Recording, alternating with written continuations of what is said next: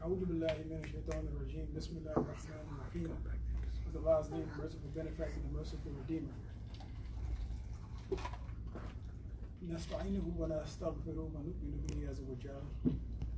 أشهد أن لا إله إلا الله وحده لا شريك له وأشهد أن محمدا عبده ورسوله صلى الله عليه وسلم. Every witness is known to the worthy worship of Allah. We ask for His assistance, we beg His forgiveness, we put all of our faith and our trust in Him, the mighty, the majestic. Again, I bear witness that there is nothing worthy of worship except Allah alone, who has no partners or associates. I bear witness that Muhammad is His servant and messenger. We open this talk with how we open all talks with the greetings of peace. Assalamu alaikum. Wa alaikum assalam.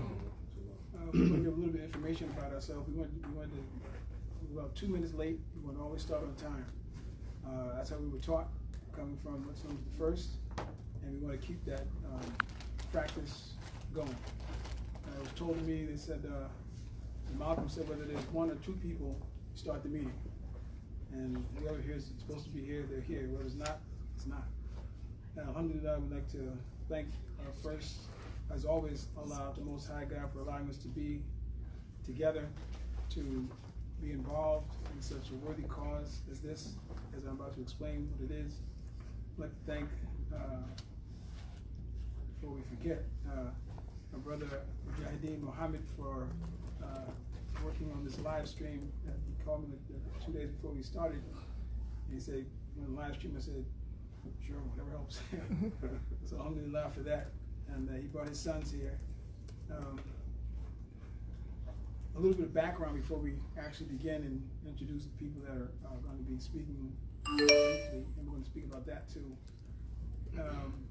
This is called the Muslim African American Men Think Tank. That's the name of the event.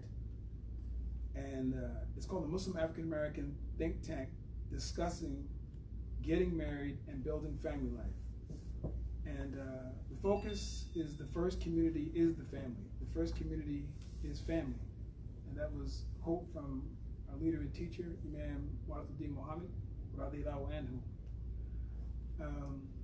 We're here at the Robert Treat Hotel, 50 Park Place, Newark, New Jersey, in the Essex and Passaic room. And it's a men's only meeting, but all ages are welcome. And this is really a frank and open dialogue and discussion that we want to have with Muslim African American men. Them really for those of us that are not married. If you were married and you're divorced, if you were married and you are widowed, or if you were never married, you're about to get married, this discussion is really for you. If you are married, you're still welcome, because they have insight too. Married couples specifically have insight that we need to hear from. This talk came about it's really a second half of an event my sister and I, Sister Sajda Sabri, put on in March at the Alhambra Ballroom. And it was, that group is called, this event is actually sponsored by the Black Muslims Meeting for Marriage. We didn't want to use the word singles because we wanted to make emphasis on getting married. So the group is called the Black Muslims Meeting for Marriage. And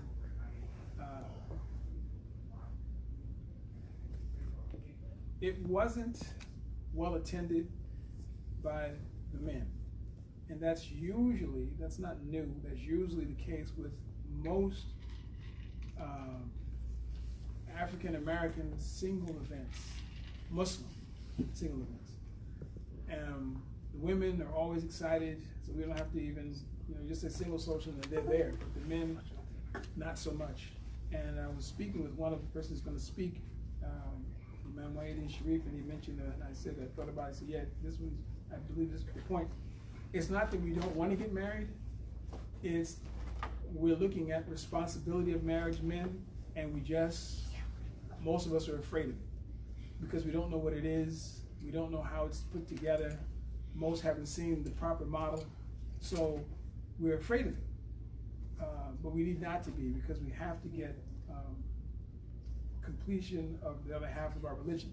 And Imam Muhammad said, when we hear the hadith, marriage is 50% of your religion, half your religion, it means that half of our religion is social responsibility. So the emphasis is on that. And so we had this meeting because we thought, well, if the men is the main, we keep saying problem. Challenge. Thank you. Right. The challenge is the men. So what we wanted to do is have a situation where we can just be with the men. We could voice and not have, we didn't want to have, that's why we didn't have any speakers listed. There's no special guests, nobody. We're all just like each other. And we want to hear mostly from the audience. And we're just here to facilitate and start off different topics so that we can get a gist of what we are dealing with as men, Muslim African American men, and that's the key.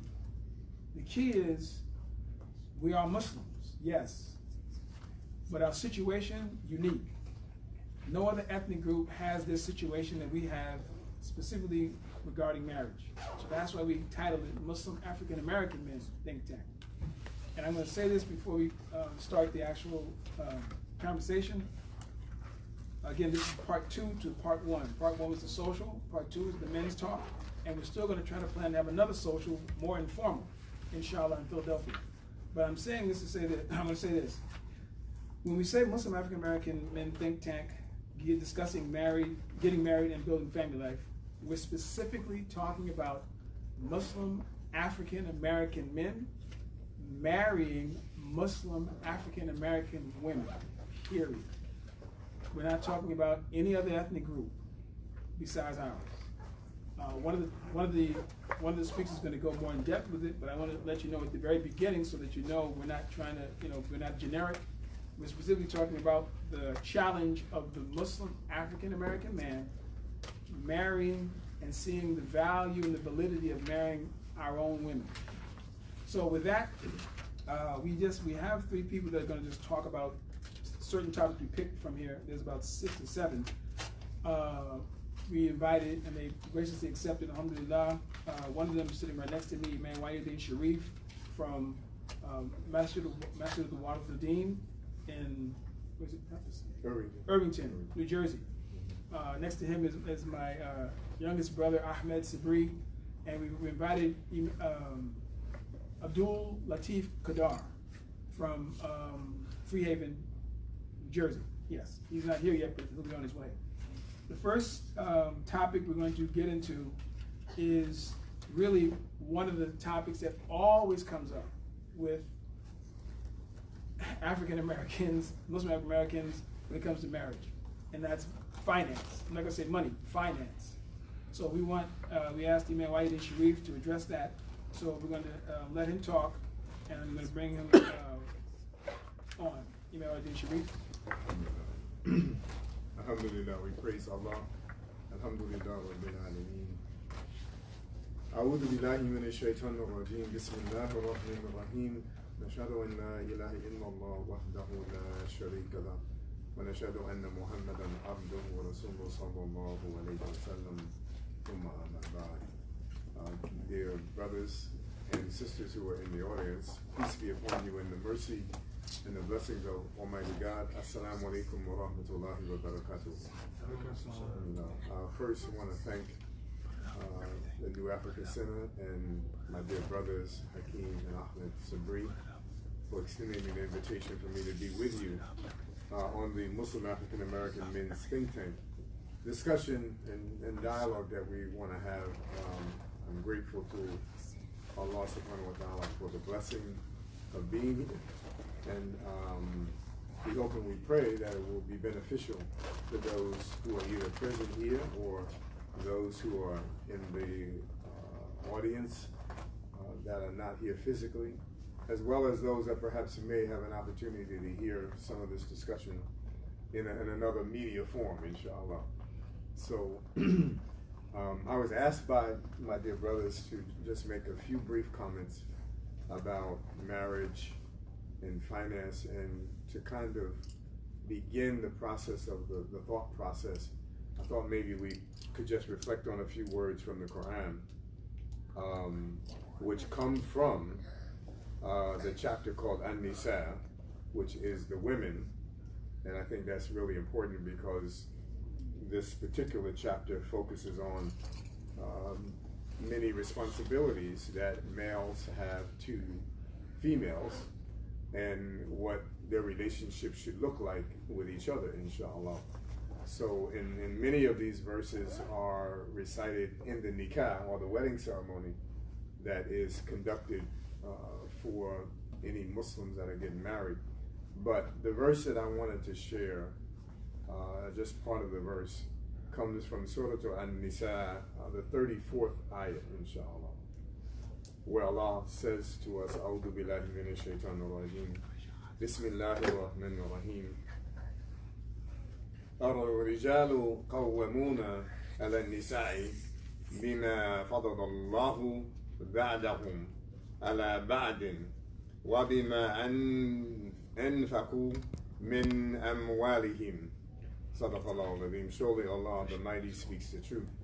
So in this particular ayat, Allah, God says to us, men الرجال are protectors, or Kawamuna are protectors and maintainers of women and nisa, because they give something, or because Allah subhanahu wa ta'ala has given one more than the other. In other words, Allah has given them this gift, something that Allah has given one more than the other, and because they support them by their means, they support them and they give from their wealth. That's actually what it's actually saying.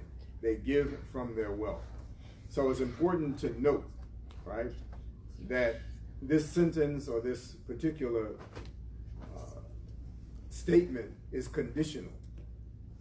It's a conditional statement, meaning that men are protectors and maintainers of women because Allah has given one more than the other, right, and because they support them by their wealth. So that is to say that if you're not using your gifts, and if you're not supporting women with your wealth, then you don't qualify for the first part. If you're not giving your strength to support and give and spend on the women that you have a responsibility to, then you really are not qualified to call yourself a protector and a maintainer. You don't meet the qualification of Kawamuna. Kawamuna means one who is a protector, as well as one that is associated with giving and erecting and maintaining, right, as well as sustaining and understanding women. So it's not just the physical aspect of it, it also has to do with the psychological aspect.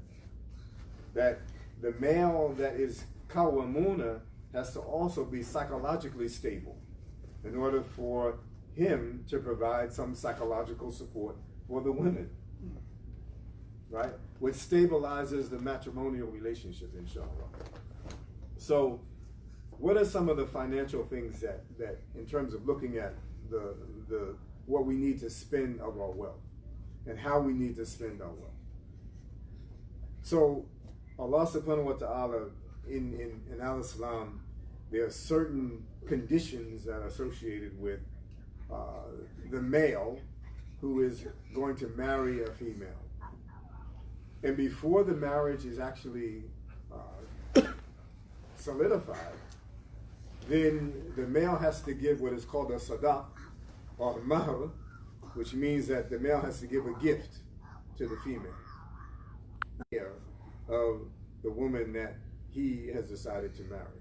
So you have to give this gift as a symbol of a financial and physical ability to take care of the woman. So that is one aspect, again, relating to the fact that if we as Muslims are intending to marry a woman, then we have to at least be in a position where we can maintain and support those individuals that we have decided to marry. The other element of this that is important, that the hadith that Hakeem mentioned, that Muhammad, the Prophet sallallahu alaihi wasallam, said that, that half of the religion is marriage, and let he be regardful of Almighty God in regard to the second half of the religion. meaning that the first half of the religion is this responsibility that one has to Allah, and then the second half of the religion is a responsibility to someone other than yourself, meaning your mate, right? And that is the cornerstone of a social relationship. So the financial responsibilities that we as men have to, first of all, be willing to face is to either be in business, work in business, or be an employee in business. But there has to be some effort that is associated with the work that one does. That's part of the male responsibility. The male responsibility is to embrace the responsibility to earn a living in a halal manner, which meaning earn a living in a lawful way. That doesn't mean that you go out on the street corner and you earn it by criminal activity. It means that you earn your living in a way that is going to sustain not only your life, but the life of those who you have a responsibility for. So the first thing that a financial duty that males have to embrace is the willingness to work. You have to be willing to work. You have to be willing to go out, either establish a business that ultimately is going to bring some profit into the family, or work in a business that is going to bring some income into the family, or find some kind of a position or profession that ultimately is going to bring some revenue into the household that is going to sustain the wife as well as those offspring that come as a result of that relationship. The other element that is associated with, I think, finance has to be an established order. And this is a challenge for particularly African American families, is that, you know, when you look at how a marriage is sustained, it has to be an order in the marriage. There has to be an order in the family. There has to be some kind of an established principle that the family is going to live by. When I got married 38 years ago, alhamdulillah, thank Allah for that. When I got married 38 years ago, my wife and I, before we got married, we made a conscious decision that the order of our family was going to be following the prescriptions of the Quran and following the order that is established by the Sunnah and the traditions of Muhammad the Prophet. That became the order of our family life. And so we reached a mutual agreement that that was going to be how we were going to structure our relationship. And I think this is key.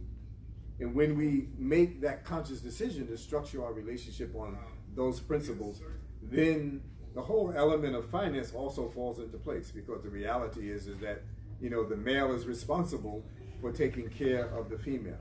That does not say, that is not to say that the wife, if she's willing, cannot support the family as well. And I think in light of some of the things that we face today in our society, the fact that the woman is willing to do that is a blessing, praise be to Allah. Because in many instances, you know, the revenue and the income streams that come solely from one particular party may not necessarily be sufficient for sustaining the family. So the fact that the woman is willing to support the family is a blessing, and that is also acceptable. However, it is not required, it is not mandatory that the woman share any revenue that she generates as a result of her working. However, it is encouraged, because we know that if you look at the history of Muhammad the Prophet sallallahu alaihi wasallam, the primary example of a working relationship is there in his relationship with his wife Khadija. May Allah be pleased with her, alayhi salam. So it's important, radiyallahu anha, that we understand that that relationship gives us a model of how women, when they love and they admire the work that their husbands are doing, they too become supportive of the work that their husbands are doing. But she gave her wealth to support her husband as well as to help the family, inshallah. As a matter of fact, if you study Khadija's life, all of her wealth was used really to support the entire community. It was given to support the entire community. So these are some of the things that we have to bear in mind, particularly today when we're looking at family relationships and what the financial count of relationships look like between husband and wife. First, an established order of the principles that one is going to live by, and those orders begin to set some financial duties and responsibilities. The second thing that has to come into play is a vision for what the relationship looks like. You know, when people set a vision for themselves, then usually what it does is it set a mindset on those things that ultimately are going to be accepted and those things that are not going to be accepted within the relationship. So there has to be a mutually shared vision between the husband and the wife about what it is that their relationship is going to look like. And then the husband and wife should sit down and make a plan. They should have a plan that is associated with how their family is going to be structured, what are going to be the components of that family. They need to perhaps look at maybe a budget that is going to define those important things that each one of them are going to be responsible for with respect to financial obligations and duties. So budgeting their money is very important. And then there has to be some moral and ethical responsibility that each one of them are going to live by. In other words, if I'm going to work, then I'm going to make sure that I inform my wife about those financial obligations that I have, and she's going to inform me about those financial obligations that she has. And so there is a moral standard in terms of honesty, trustworthiness, truthfulness, right, that needs to be maintained within the family so that people don't suspect each other of hiding money.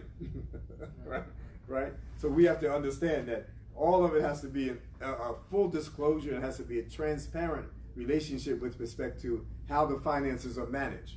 When you start hiding money from each other, you automatically violate the trust, right? So we have to be honest about what's going on with respect to how the finances are going to be. So that becomes an ethical question. It becomes an ethical question in regard to that. So what are the things that two people really need to address with respect to the finances is, of course, you know, the food that needs to be coming into the house. We want to make sure that the children are fed. We want to make sure that their needs are being met with respect to nutrition. All of those things are important. Shelter. The responsibility of the male primarily is to make sure that those basic necessities of food, clothing, and shelter are maintained by him.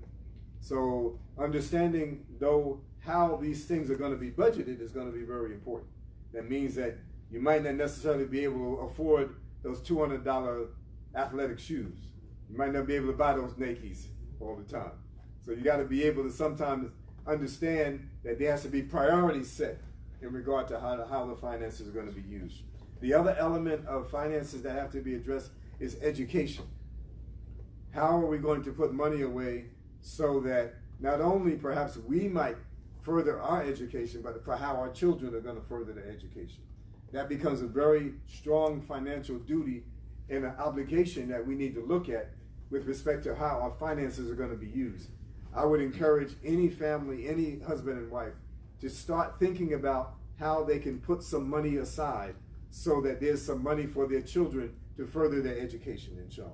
That should be part of the budgeting process. And then, of course, there's zakat. It's making sure that the family meets the duties and the obligation that Allah subhanahu wa ta'ala has placed upon every individual to purify their wealth by giving some of it to the community. Again, this becomes part of a financial duty and obligation to provide financing that ultimately is going to support the well-being of the community, which is an extension of the family, inshallah. So how we're going to pay the zakat, what may be our zakat calculation for every year, how much we can afford to pay in our zakat, by making sure that you take an assessment of your accumulated wealth, an assessment of your debts. And then at the end of the year, based upon your accumulated wealth and accumulated debt, you pay 2.5% of what that is, at least 2.5%. I was told by the Turkish community that 2.5% is a stingy zakat payment, right? We should be looking at paying more than 2.5%, inshallah, if we can. If we can afford it. If we can afford to pay more than 2.5%, then we should pay more than a half. Give that to the community so that the community grow and the community can support the needs of the families, inshallah. So in addition to that, there has to be some conversation about transportation that is needed to move back and forth to various workplaces, as well as to go to various places that are needed for the family to visit, inshallah. And then finally, there has to be an understanding about what social activity the community is going to be able to afford. So when we start talking about the family, we know that there is going to be some social activity, but we need to also budget that as well, because you may not be able to afford to go to the movies every week. However, we should put in our budget some form of social engagement so that we have some money set aside so that we can have some form of social activity, whether it be going to the movies, whether it be going to a play, or whether it be going to some kind of an event that may be entertaining for the children. But whatever it may be, all of these components are important to put within our financial duties and obligations, so that not only one person knows about it, but everybody in the family knows what it's about and what their duties are. Even the children should know. Even the children should know what we can and what we can't afford, so that so they don't have false expectations about what it is that they can pressure, their parents to do. And children will pressure their parents to do certain things based upon what? We live in a commercial environment. So based upon advertisement, there's always something that's going to be advertised that people are going to be enticed to try and buy. So we have to begin to educate our families about what are the things that are important, what are the things that perhaps can be delayed, and what are some of the things that are just not important for us to have, inshallah, at this particular moment in time. So finance, first of all, has to be established by an understanding. People got to understand what their duties, responsibilities are to each other, and how we can bring together this wealth so that hopefully the wealth will be shared. It will be a shared wealth, and that each one of us will find the ability to take care of each other, and we become awliya. This is the other component that we are identified in terms of marriage. They say that the male and the female, the husband and the wife, should be protecting friends of each other. That means we're supposed to share with each other, and we're supposed to give each other as much as we possibly can to make sure that each one of our lives are happy, each one of our lives are full of love, and each one of our lives are productive, inshallah. So those are the first few comments that I'd like to share with you. I hope that kind of sets a tone for perhaps how we can talk further, inshallah. Thank you. May Allah subhanahu wa ta'ala guide us, may He accept us, and may, inshallah, He give us all of the necessary tools we need in order for us to have healthy and happy families, inshallah. Thank you very much. Again, assalamu alaikum. Audience here and the listening audience. Our next person addressing the topic will be Ahmed Sabri, and he'll be talking about really something that is a lost cultural responsibility from America. America used to do this quite often, but we stopped. We need to bring this back again, specifically for African Americans. So his topic is going to be, should our Muslim youth get married young? Should our Muslim youth get married young? And I know we're streaming live, and some people might have questions too from the audience outside. And we're going to try to also, if you can post some questions too, when we start asking questions, we're going to try to answer those questions too, not just from the audience here. So, Brother Ahmed. Assalamu alaikum. Bismillahirrahmanirrahim. Alhamdulillahi Rabbil Alameen. ونستغفرك. بسم الله الرحمن الرحيم. الحمد لله رب العالمين. أشهد أن لا إله إلا الله وأشهد أن محمدا عبده ورسوله صلى الله عليه وسلم. That is, with Allah's name, the merciful benefactor, the merciful redeemer. All praise due to Allah, Lord of all the worlds, all systems of knowledge. I bear witness that there is nothing deserving of worship except Allah, and I bear witness that Muhammad is his servant and messenger. That prayers and peace be upon him and what follows of that excellent salute to our Prophet. I just want to begin by thanking Allah for blessing us with this opportunity and the mindset and focus to really address these issues as a person and as a community of people. The sources of material, I'm going to be very brief because this talk was to be a dialogue, and we really wanted audience participation, whether from the immediate audience here or those streaming live from the audience. The sources of material I'll be using of the Quran, the life example of Muhammad the Prophet, praise and peace be upon him, and my teacher, Imam W D Mohammed. I say my teacher because we're live and it's not everyone's teacher, so and I'm going to assume that he is. But as our religion teaches us to follow leadership and be obedient to that leadership. I'll begin. Just want to begin briefly. Allah says in Quran, Surah Newark, chapter 24, verse 32, and marry such of you who are single, and the virtuous of your servants, male and female. If they are poor, Allah will enrich them of His bounty. Allah is of ample means and all-knowing.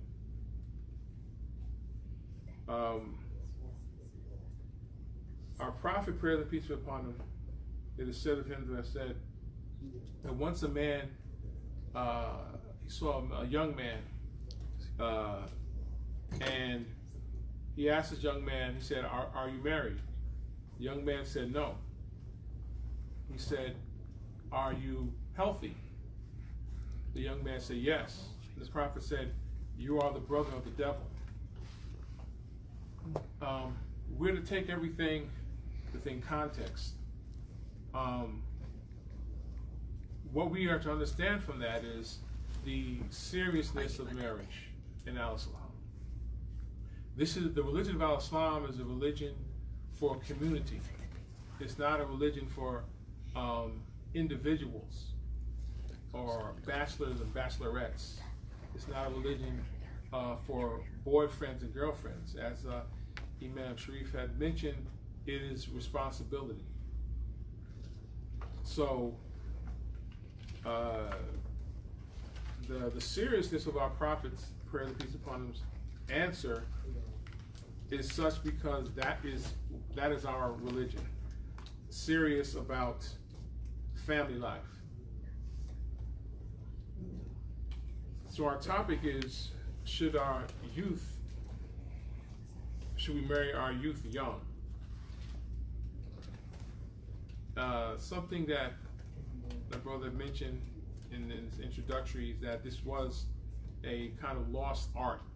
Something that this is not unique to Al-Islam. All cultures have done this. What some people call arranged marriages was something that was done all around the world. The difference in Al-Islam is that the woman, the girl, was given a choice. In the other cultures, it's like here you're married and that's it. You're married to this man. Sometimes even before the child was born, it's like, we have a daughter, this person's going to be yours, and so on and so forth.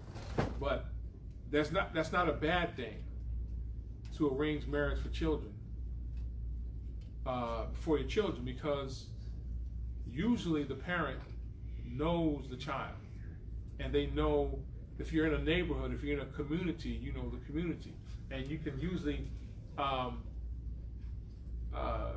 determine based on knowledge of your family who's compatible with your family, because marriage is not just between individuals; it's between families. You're binding families, which is one of the reasons why the Prophet, praise and peace be upon him, had several wives. Most of them were because of connecting tribes. Just like if you watch the movies, and you've probably seen the movie Braveheart, the king, I think of England, was marrying his son to the princess of France. Yeah, I think the prince of France. And now it's buying their nations.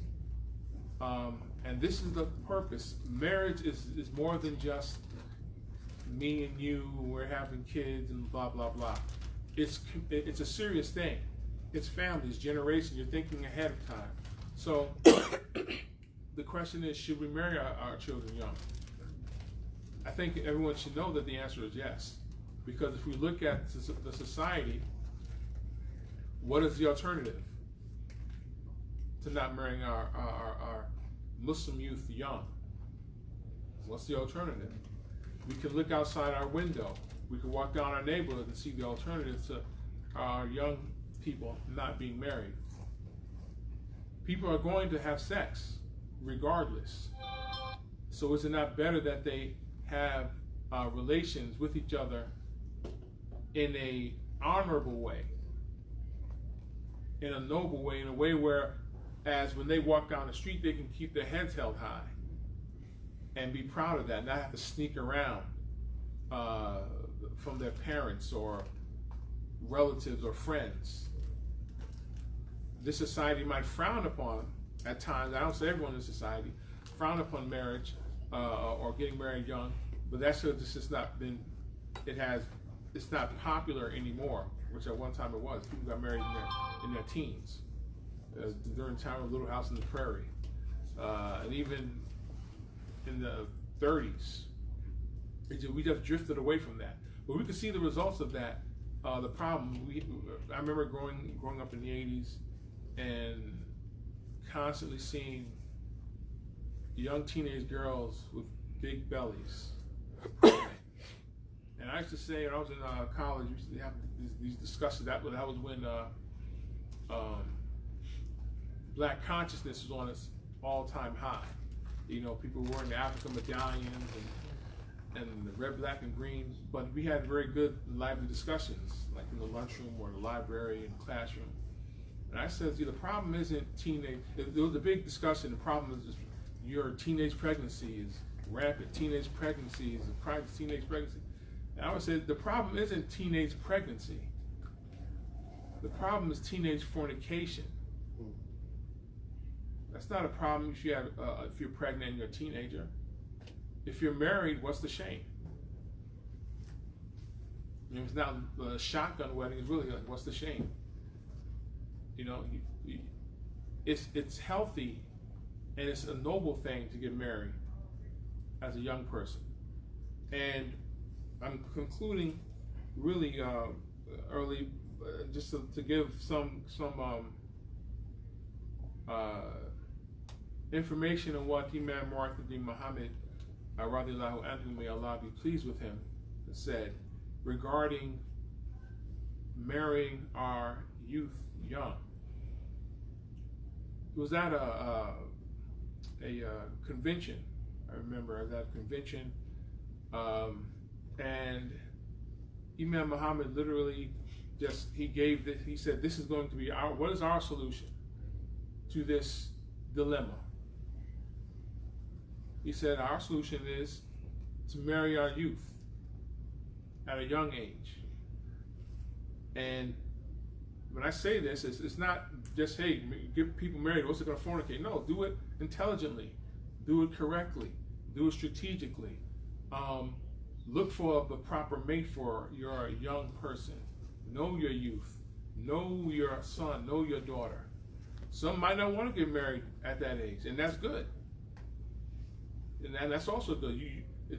In reality, for a male, it's best that he waits, because in terms of having the wealth that you need to maintain a family. But if you find somebody or you feel you can't, then don't burden yourself. Know yourself as a young person. I've raised my sons since they were born, that whenever you want to get married, just let me know. I create that atmosphere in my house that you shouldn't feel like, first thing you gotta do, don't talk about marriage right now. You go to high school, go to college, and deal with that later. No, that's not everybody. That's not everyone, and that's something that Imam Muhammad said. He said that if your child is able to go through kindergarten, middle school, high school, finish college, and not fornicate, he said, alhamdulillah, Allah, that's a blessing from Allah. He said, but most of our young people are not going to do that. And most of our young people, Muslims, Jews, Christians, are not doing that. They're having sex. So why not have that institution in a lawful way, and where you can hold your head up high, and where you can do it with a real plan? Because when people are just having sex and then, oops, I had a baby, now your whole, that wasn't part of your plan, and now your plan's off course. But if it's part of your plan, you see, then you don't feel bad. You're not off track with what your goal was. You see. Now, one of the things we're going to discuss during this discussion, dialogue, whatever it is, you know, the means, how we're going to do this, what this looks like, you know, because it's really nothing. It's not rocket science. It's normal. It's been happening for years. Our foreparents did it. You know, we probably know our mothers in situations, our great grandmother or grandmothers. It's not that far. We've just abandoned this thing, this wonderful thing that has been lost in the culture of America. But some people still practice it, and we need to get back to that. And we need to be. That's part of our da'wah, our invitation, our promotion of Al-Islam is giving solutions to social problems. What does Al-Islam say about this? What does Al-Islam say about that and the other? I want to just conclude, so I'll be brief, with another quote from our Prophet. He said, when you reach puberty, you should marry. When you reach puberty, you should marry. Now, we have to unpack that. We have to understand that. But the Prophet, prayer of the peace be upon him, said what he said. Puberty, that is the age when your body is letting you know you're ready to procreate. It's not right away. Some children have their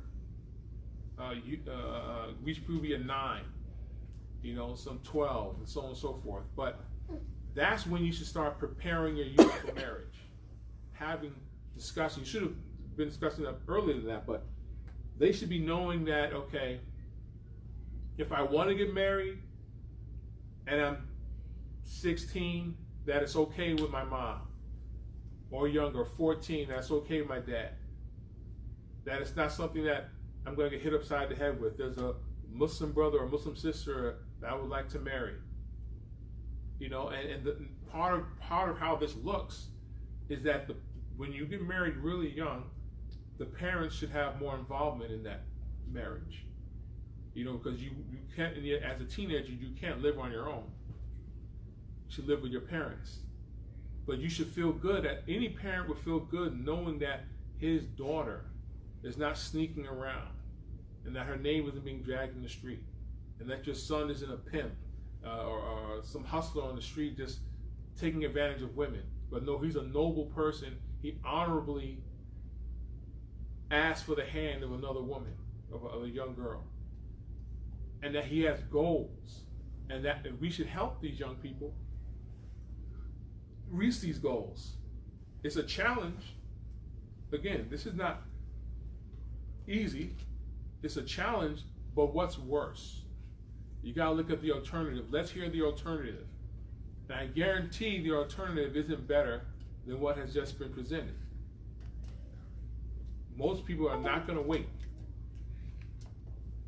So we need to get our minds focused on our young people and what they're doing, and don't imagine that they're not thinking about having relations with the opposite sex, because they are. But if we get ahead of this thing, we can guide them in the right direction, in the best direction, in a noble direction. So I pray that some of these comments, just brief comments, were beneficial to the audience, and I hope it sparks some questions and interest in this topic as we wait for our next presenter. So thank Allah, inshallah, this is beneficial, and thank you all for the opportunity. Assalamu alaikum.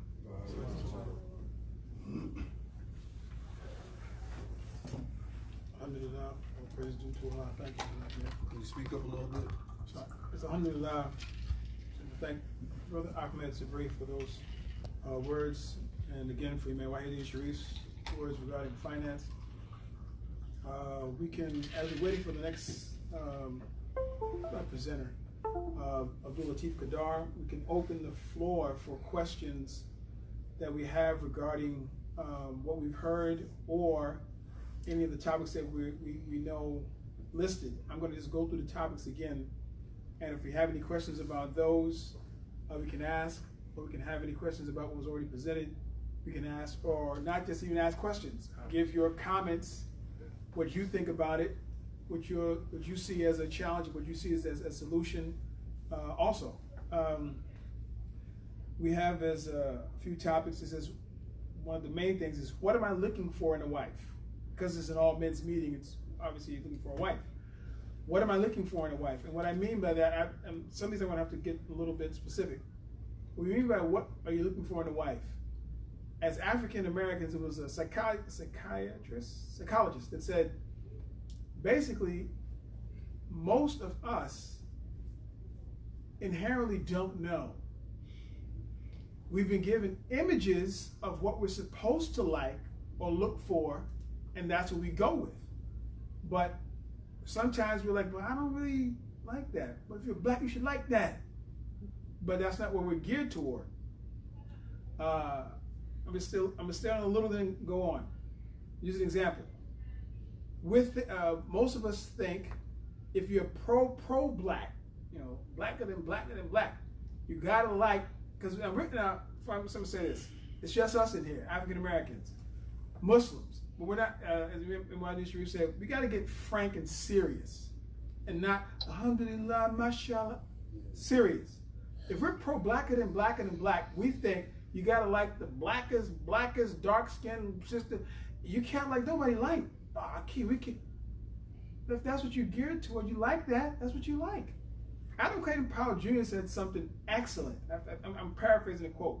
And this is for us to think we gotta go outside. He said, I tell my black brothers, you ain't gotta go outside with the white woman. This is what he said. He said, we got everything in our group from chalk, that means pure white, to charcoal, pure black. So ain't no excuse. You want straight hair? We got that. Curly hair? We got that. Nappy hair? We got that. Curly hair straight? We got that. Short? We got that. Long? We got that. No hair? We got that. Dark skin? Got that. Middle? Wide nose? Skinny nose? Whatever. Thick lips? Thin lips? Asian? All of that. So there's no excuse. No excuse. And some of our sisters know many languages. So you want to hear some Chinese? Oh, she knows Chinese, but she's still black. So I ain't good. She knows Arabic too, but she's black. So that's what I'm talking about. So whatever you think you like, or you look like, I like a pious Muslim sister. We all want pious sisters. What do you like? How should you be built? Should I be talking to? You should be talking with your father or somebody. You like short, tall, thin, thick? Should I be? I like the prophet said. Guess what? The prophet liked Zainab in the Quran. Her name's not in there, but there was a verse revealed to the prophet when Allah knew what he wanted. And Allah basically said, I'm paraphrasing, why are you rejecting what I'm already giving you permission to take? This is the prophet. But she was married to somebody already that she didn't want to be married to. So this is what kind of person the prophet liked. So if the prophet has a preference, you have a preference, that's your preference. As long as, this is just sticking with African Americans, but I'm saying, don't try to make it look like you can't find anybody here. Stop that. So, the next one is, why are there? Give some thought to it. Yeah, serious thought to it. Don't be scared to say it. And if you were young, if your father's your uncle is, tell him. And y'all shouldn't be saying, okay, what is she? Of course it's gonna be. I want someone that believes in Allah. Isn't that obvious? I want someone to fast. That's obvious. That's the obvious stuff. What about the stuff that you specifically like that nobody knows you like? Now, if you're getting a little weird, you got to take it in the corner and start talking to you. But this stuff is general. You know what I mean? So. Why are there unmarried Muslims? The brother's going to talk on that. Muslim in our community. That's the brother Imam Abdul Latif Kadar is talking on that. Can I make it just a quick Yes, sir. This is a really important topic that you just touched on in terms of looking for a wife. Yes, sir. We have to be, I think, really careful about the criteria that we set up for what we're looking for. Because clearly Allah says you may like something that is bad for you. True. And you may dislike something that is good for you. Right. So we have to be careful about how the culture defines our appetites, right? And we have to be cognizant of what Allah says in the Quran about the important personalities and characteristics that believers have. Right. And if we want to advance, not only in terms of our physical growth, but we also want to advance in terms of our emotional stability, right? And also our psychological stability, our spiritual development, then we have to go for more than just the physical aspects of what a mate appears to look like. And so when we start evaluating what it is that we want in a wife, you have to evaluate the more important elements of what that person represents. And those are the elements that sometimes are inside. Right? So those are the things that people, when you start looking at mates, you have to examine not only what you see on the outside, but you also got to carefully examine some of those things that are ghaib, which are unseen, right?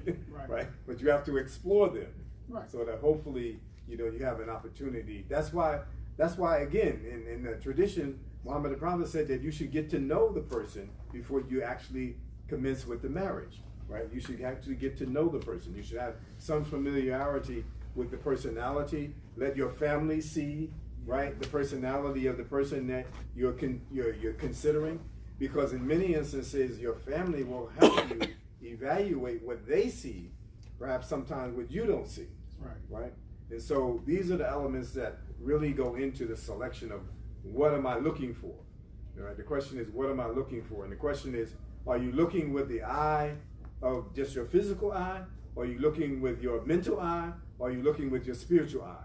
All of them have to be evaluated in order for you to come up with the right answer to the question that you're asking yourself.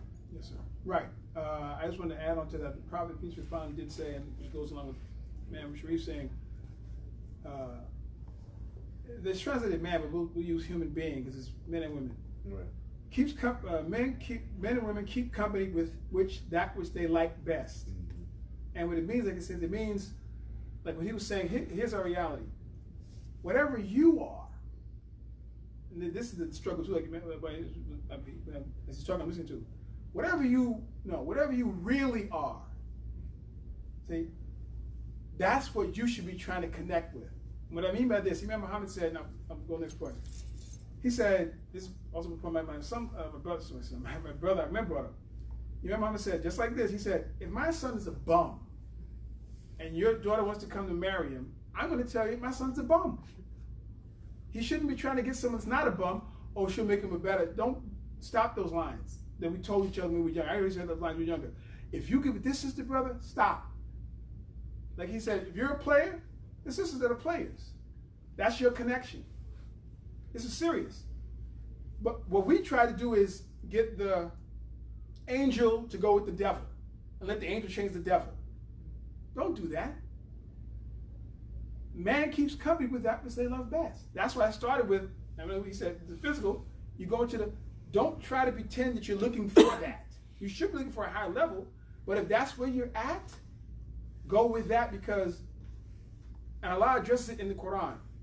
This for that person, this for that. And it doesn't mean evil for evil. It means what you have in common with, you'll have in common with. I remember Imam Shuaib said, you want a sister that when you get home, you're relaxed and you can be yourself. And she can be herself. And y'all are the same people. You're not pretending you're this guy, you're the same people. So like he said, when you're looking for something inside, be realistic. Right. You know what you're looking for, the generic, pious, all that stuff, it sounds nice, but like he said, the family will help you with that too. The friends, don't just cut the friends too. They'll tell you, nah, man, this guy. Because I didn't really know him. The family knows this, but I really know him. Nah, this sister shouldn't be with this guy. Or, brother shouldn't be with this sister. I know. Or, yeah, it's perfect. No, you don't really know him. When he's with me, ABC, yeah. So we got to get the whole picture. Because that reality of Romeo and Juliet, you and me against the world, no. It's, like we said, community building, family building. So it's all of us should be involved in that situation. So just so that again, this question, right, is also answered by Muhammad, the Prophet sallallahu alaihi wasallam, when he said that a woman is sought for marriage for any of various reasons, right? And the various reasons that he listed: a woman's beauty, her character, right, her religious knowledge, right, and even her wealth. That's also a component. And then he said, but he concluded it by saying, know that the religious character, if you seek a woman for her religious consciousness, or else you will be a loser. So that tells you that the primary objective that we should be looking for, or the primary characteristic that we should be looking for in a wife, as a Muslim, what we should be looking for is a woman's religious consciousness. Because if we look for something other than that, there are consequences for that, right? There are consequences. There'll be some loss in the relationship, because he said you'll be a loser, meaning that there's something that's going to be lost in the relationship if you concentrate just on the beauty, if you concentrate just on the fact that, you know, she's well known, you know, in the community, or if you concentrate just on the fact that she may have some money, right? There's going to be some loss in the long run in the relationship. So these are the criteria. You know, this is like when you're asking that question, the Quran and the life of Muhammad has set up some clear criteria for us to answer that question. Well, you know what? While we're waiting, we'll just go topic by topic, because Blue is next. Well, inshallah, Latif Qadar will be here in time to start his talk. But anyone have any statements, questions, comments about the first topic we had? What am I looking for in a wife? And, or if you're single, you can say, hey, I thought about this idea. And, you know, no one's going to jump on you. You're just going to say, oh, wow, I didn't thought about that. But if you have a question, statement, or comments, the floor is open to anyone making them. And you'll be picked up. It's not gonna, the camera's not going to be on you. You can just talk. So nobody's going to know who you are. Oh, no, it's not me. Just, you know, you can talk so we don't know who you are. You know. So anybody have anything to say? If not, we're not forcing you to say if you don't have anything to say. We're not forcing you to say anything also. But if you do, we just say, hey, blah, blah, blah, blah, blah. Because this is, like we said, open for, this is a dialogue between everybody. Just because we're sitting at a table doesn't mean, you know, we're just talking about certain things. We're just starting the conversation off. It's not we're not main speakers or speakers. Everyone's a speaker, as we said. So anybody have anything they want to interject, say, mention? I don't mind speaking. I think, you know, the topics that y'all discuss is very deep. I think it's very dense, especially, you know, being that it's heavy, you know, being when I was 18 and now that I'm 28, you see so many changes.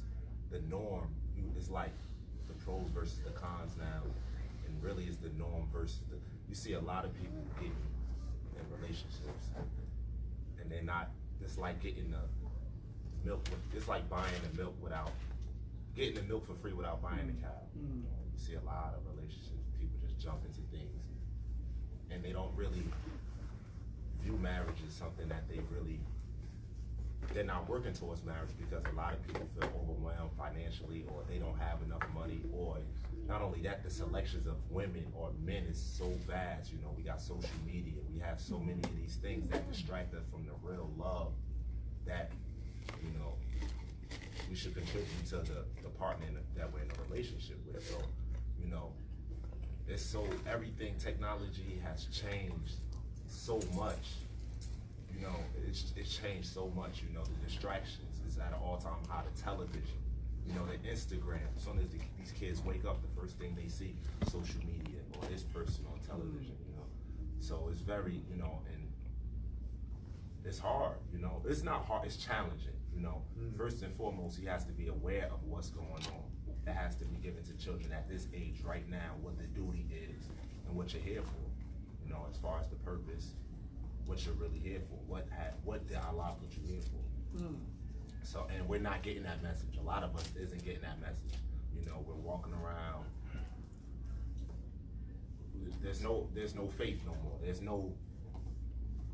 no faith. A lot of us say we're believers, but we don't act accordingly. You know, and we got to get back to that. A lot of us isn't financially geared to be married. You know, like you said, if my brother is a bum, well, then why should I let this sister that I know is good keep dealing with my brother when I know he's not a great selection for him? Yet and still, we turn our eye to that. So, you know, that falls on the whole community as a whole as well. Like you said, a marriage is community built. Sure. You're right. You're right. So I guess my question would be, you know, where do we start? Well, I mean, I think my brother mentioned something. Well, I guess it depends on where we're at.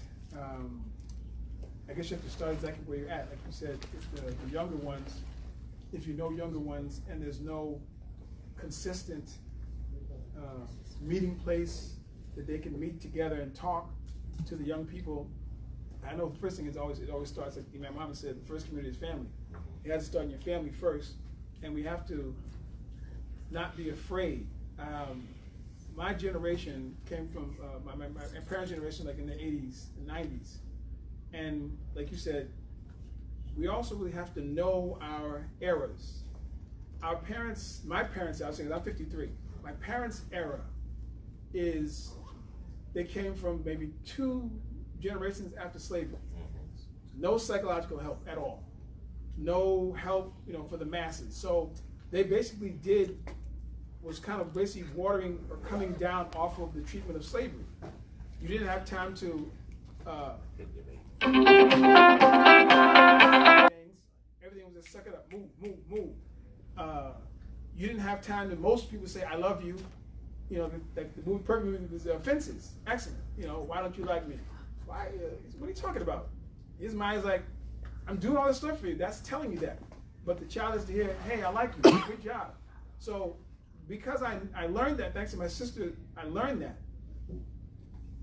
That's still also, some of it is in me that I know, okay, if I'm, whatever the mate selection is, it has to be someone that maybe they came out of that, their parents are in that era too.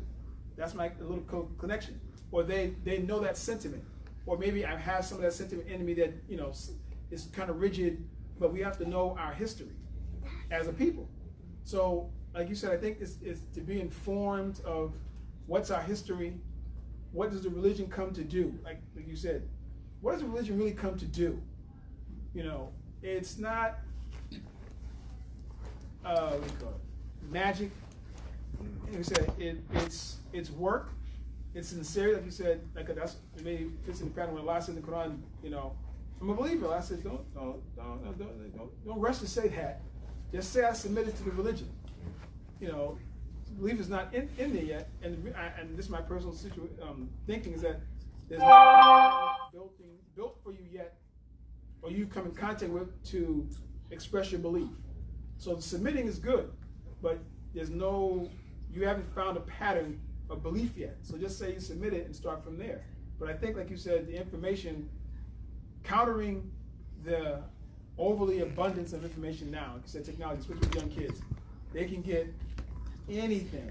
You know, I mean, when we used to get excited, you know, we were young, you know, when I was younger, Jet Magazine, you know, black, you know, models, oh, look at this, hey, get the hell. These guys got instant pornography on the phone.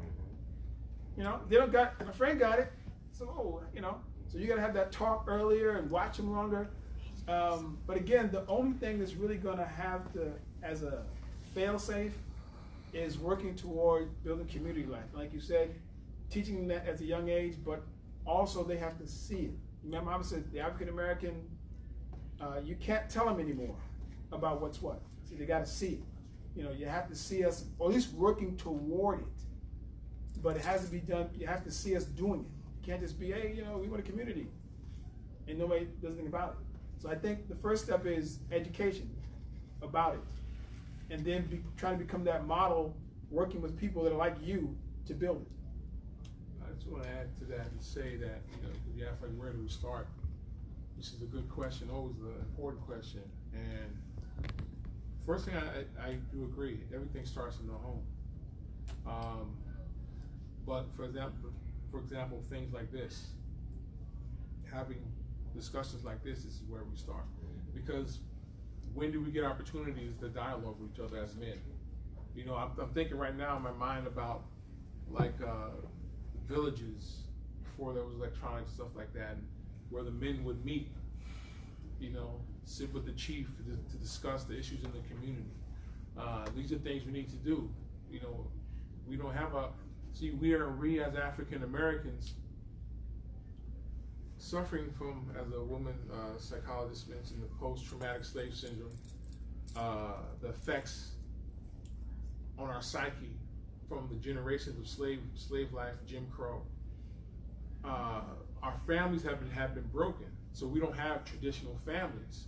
So our communities have to become our families. So we're all suffering together. So when we don't have a traditional family, you know, everybody's family isn't a situation where you can have these discussions. Everyone's family isn't Muslim either.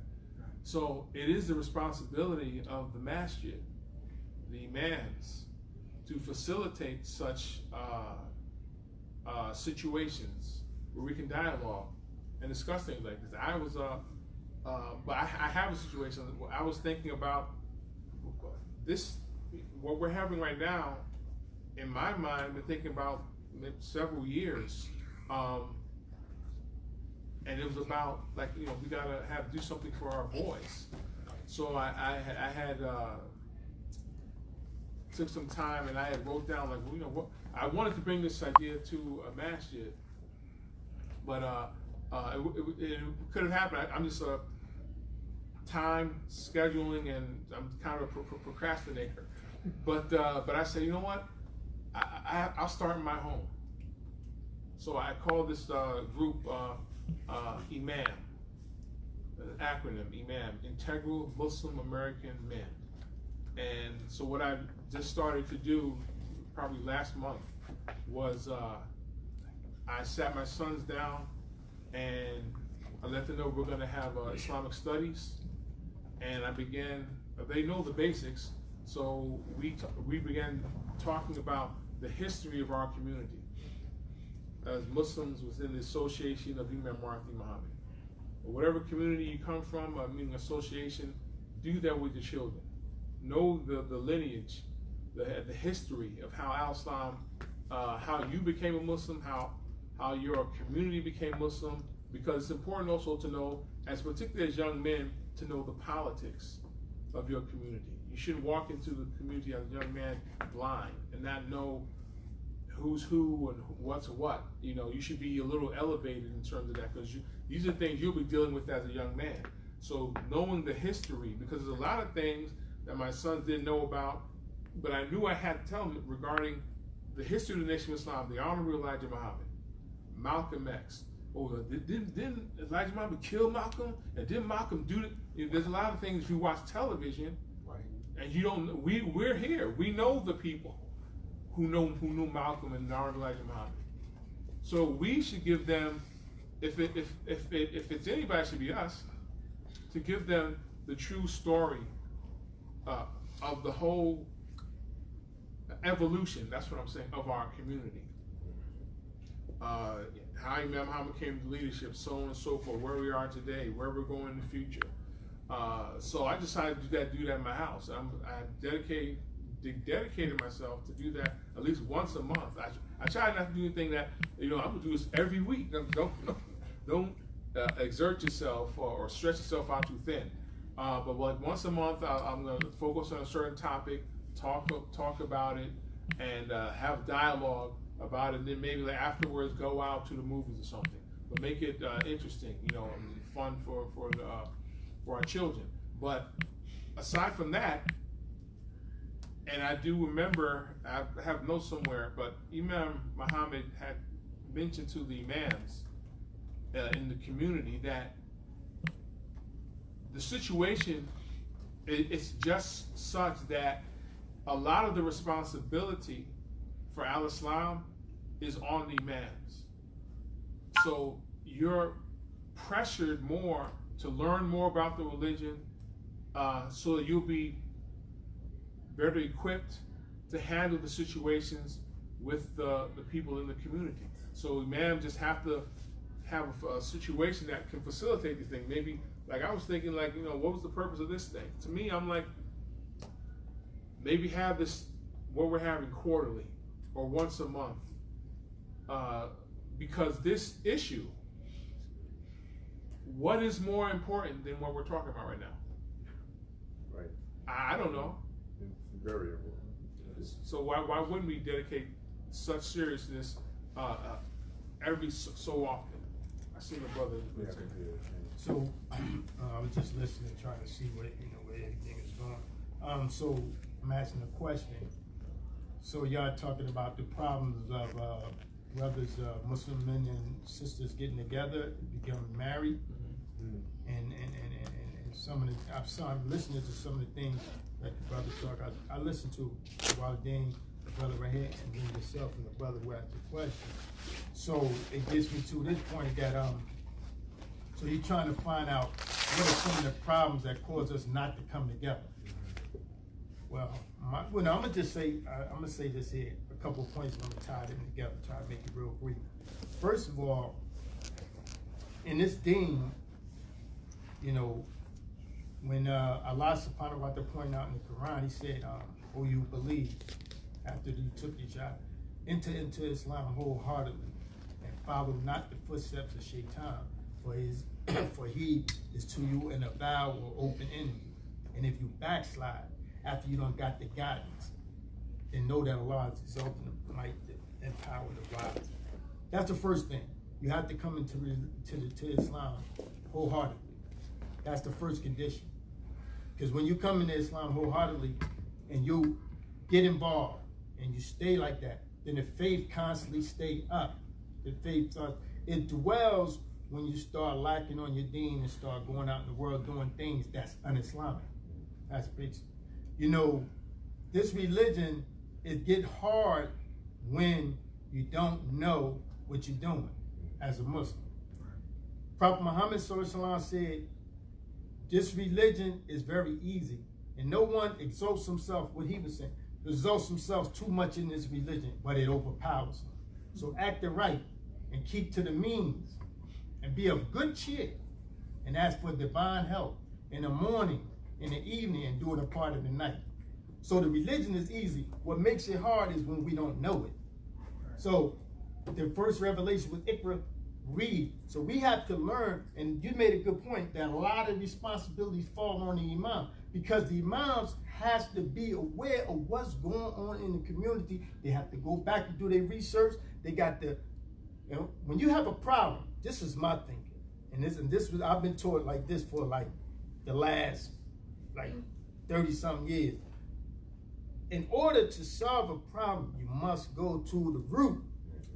And when you start working at the root of the problem, and you start reflecting and asking Allah subhanahu wa ta'ala to guide you, because we know in the Quran it said, this is the book, and it is guidance. Sure. That means that it's no doubt. Sure, without doubt.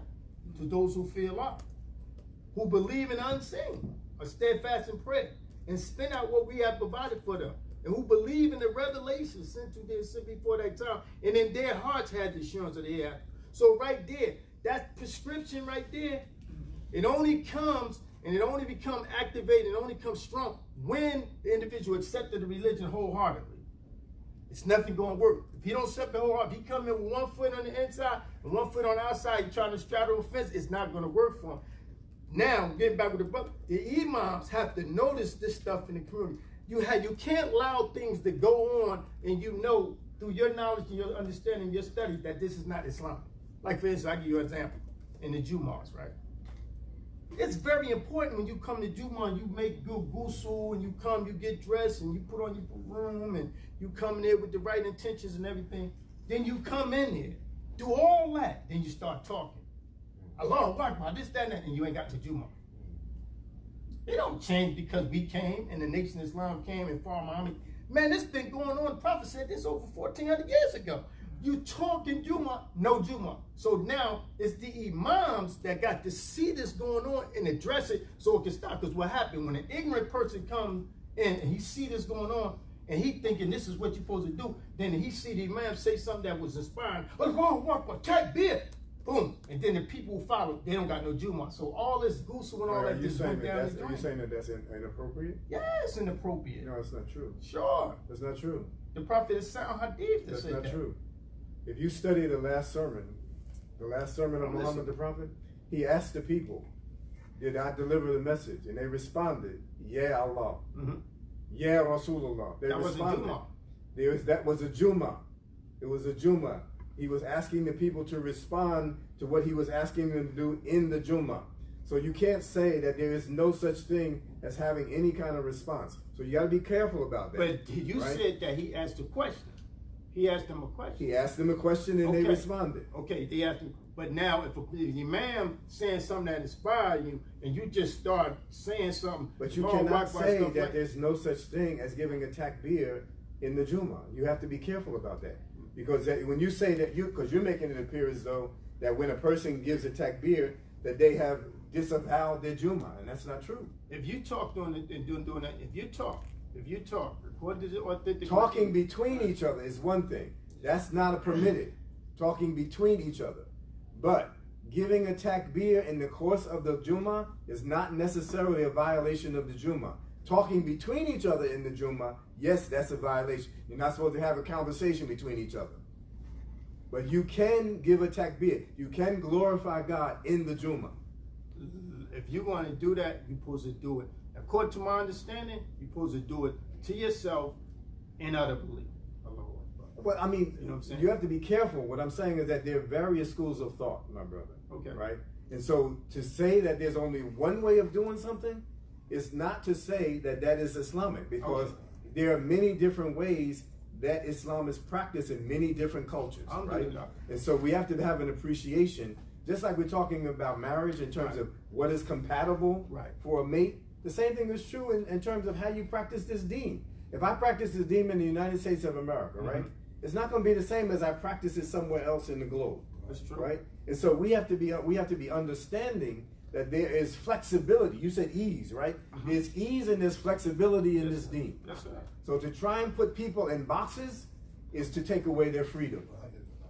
Well, you know, we're gonna get back on that there particular another I just time. want to make sure that that's they're something just trying to stay in because I don't want people to walk away from the conversation thinking that there's restrictions on people that don't exist. Okay? And that's important to know, because when you start putting restrictions on people, you start to limit their freedom, and that's the last thing that we want to do. Okay, I understand where you're coming from, but I'm saying the main thing. What I'm saying is this: that what the brother was saying, like a lot of responsibility falls on the man. So if you know the imam is looking in the community and he sees certain things and he allows them, you know what I'm saying? Then what happens is the individual who don't have the knowledge, they come by and follow, and then say, for instance, that's prohibited, right? Or that's looked upon, say it's makruh. You know, it don't have to be haram, but it's makruh, right? And it's looked upon, it's frowned upon, right? In terms of the regulations. The regulations, because you got Hassan, you got makruh, you got haram, you got halal, and you got mabu. You got all five of them. Various categories. Right, various categories of your actions. Which gives us the flexibility in terms of choice. Right. Right. All of it is not the best choice. Right. But it does gives us flexibility in terms of choice. And the same thing is true in terms of how a marriage looks. My marriage may not look like someone else's marriage, right? However, as long as I am not violating the laws that Allah subhanahu wa ta'ala has established for my relationship with my wife, right? Then no one is supposed to be able to come into my marriage and tell me how to conduct my relationship with my wife.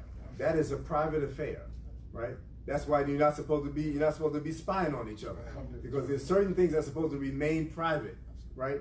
And there's certain things that you have that you're not supposed to even make public. So therefore, we have to be careful about how we evaluate a person's practice of the deen, right?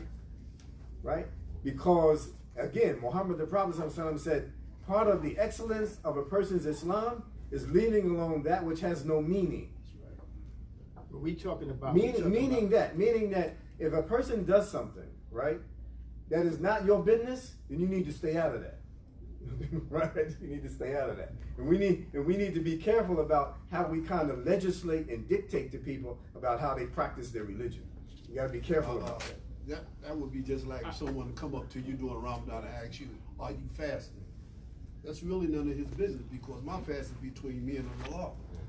It's not between you and I. You know what I'm saying?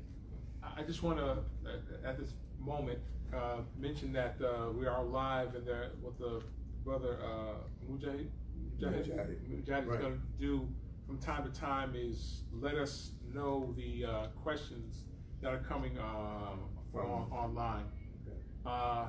And so I saw your hand, brother. We're going to get to you. I want to respond to this person's comments. It says, this is from Brother Abdul Rashid. Can you speak on the importance of institutions in helping young people get married? Can you speak on the importance of institutions in helping young people get married? And I'm assuming it's talking about like masajid. He further said, one of our challenges is the lack of institutions that provide a space for them to meet each other, help them learn the steps to court properly, and also help guide them in their roles. Right. So all of, if I may just say on that, is that, or the comment I want to say regarding that is, everything, all of our problems, challenges, I don't want to use think problem because it makes you think in a negative. All of these are challenges, these are natural challenges for any human being, any people that are entering a new situation. We have to realize we are Muslim, we are African Americans, we are Americans, we're in 2019. So these are various challenges when it comes to living the religion of Islam. This isn't 1,500 years ago. So all these things are challenges. So, but I want to say that all of our challenges can be addressed and handled properly with the institution of community. When we have what we need as a community, then that is the solution for these problems. And a lot of problems that we're having is because we don't have community. That's right. And so we're substituting them for other things. Like this is a substitute. If we had lived in an area where there was a masjid in the center of the town, and we had towns and businesses around it, then we come to the masjid like they did in Little House on the Prairie. Whenever there was a problem, the whole community came to the church, all the businessmen, the families, and they discussed the issues.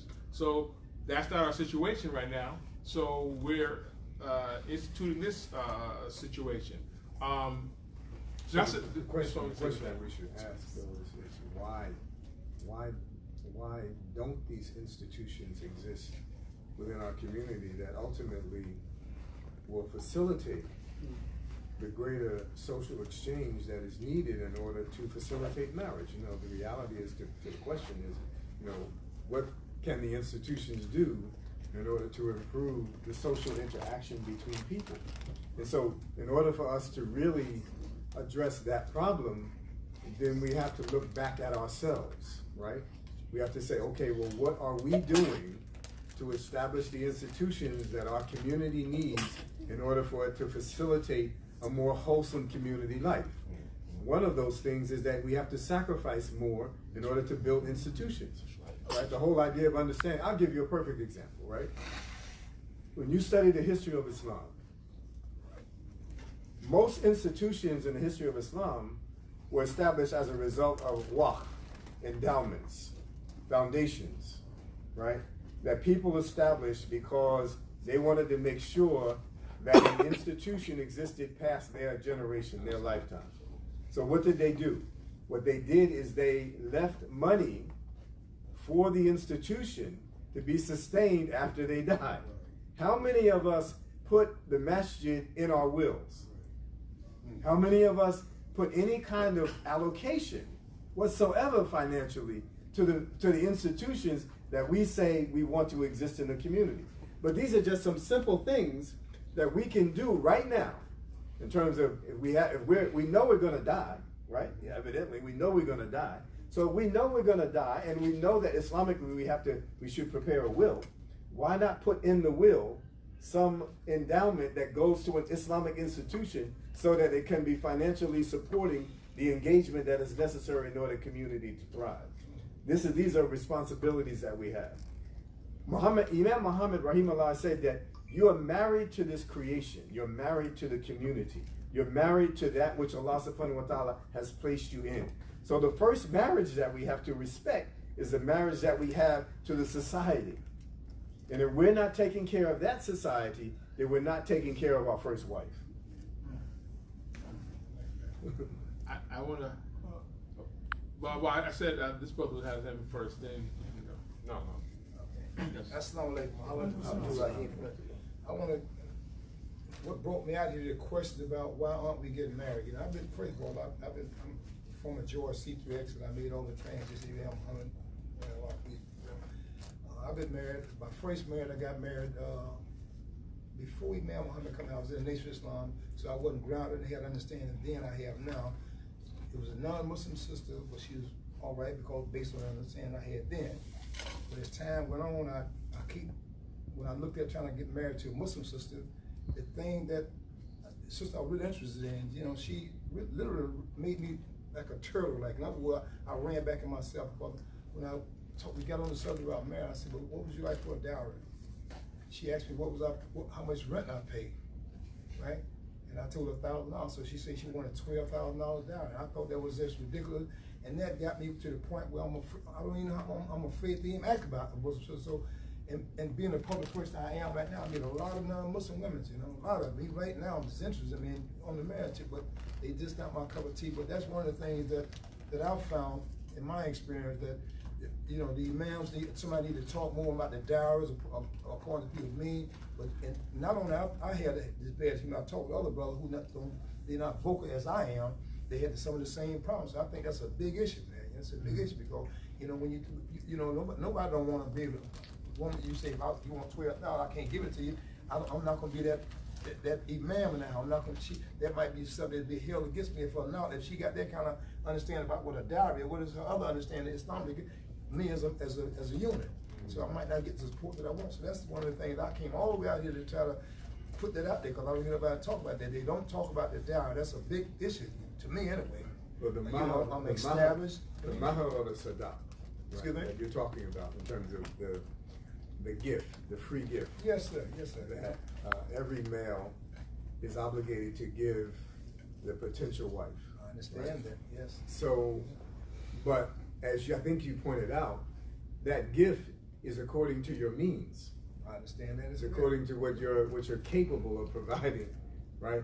And it's symbolic of what your relationship should look like going forward. Which means what? Which means that if you have modest means, then your gift should be modest, and your wife should expect that the life going forward is going to be modest. Now, if you're wealthy, right, then your gift should reflect your wealth, and then your wife can have an expectation of perhaps, you know, a greater degree of wealth. But the mahar is a sadaq. It has to do, it comes from the word sadaqa, right? So it is speaking the truth about who you are and what you're capable of doing. If they can't accept that truth, then that may not be the person for you. Right? But the gift that you give is saying something about you. It's saying something about your ability. It's saying something about your willingness to provide a certain life for the person that you're getting ready to marry. Now, if that person doesn't agree with that, or is not unable to accept it, then your truth is not something that she can accept. That means you got to find somebody that can accept your truth. Right? You hear what I'm saying? You understand what I'm saying? So you have to be patient with that process, so to allow Allah to put you in contact with someone, right, that is willing to accept you for who you are and what you're able to provide as a husband, right? And they have to be honest about that, and you have to be honest about what you're capable of doing, and they have to be willing to accept your capabilities. I like to say something. I like to respond to that too. Oh, I'm sorry. You, then you. No, I ain't got No, but behind you, then you. Assalamu alaikum.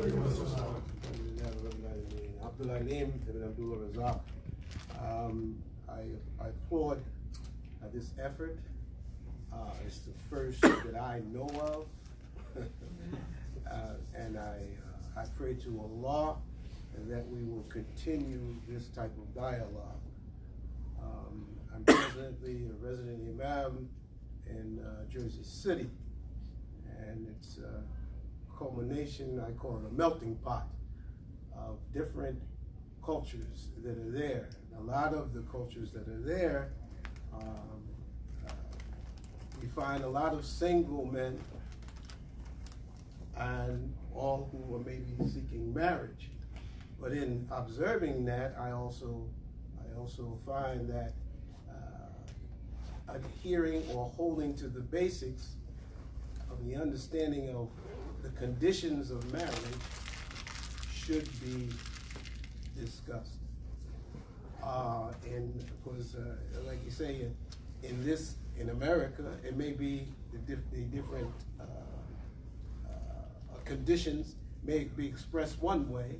Coming from another country, it may be expressed another way. But in that we're here, how do we begin to, or do we find the necessity to make sure that we start there and giving the conditions, the understanding of that there are conditions to marriage, what are they, and what is the importance of each area?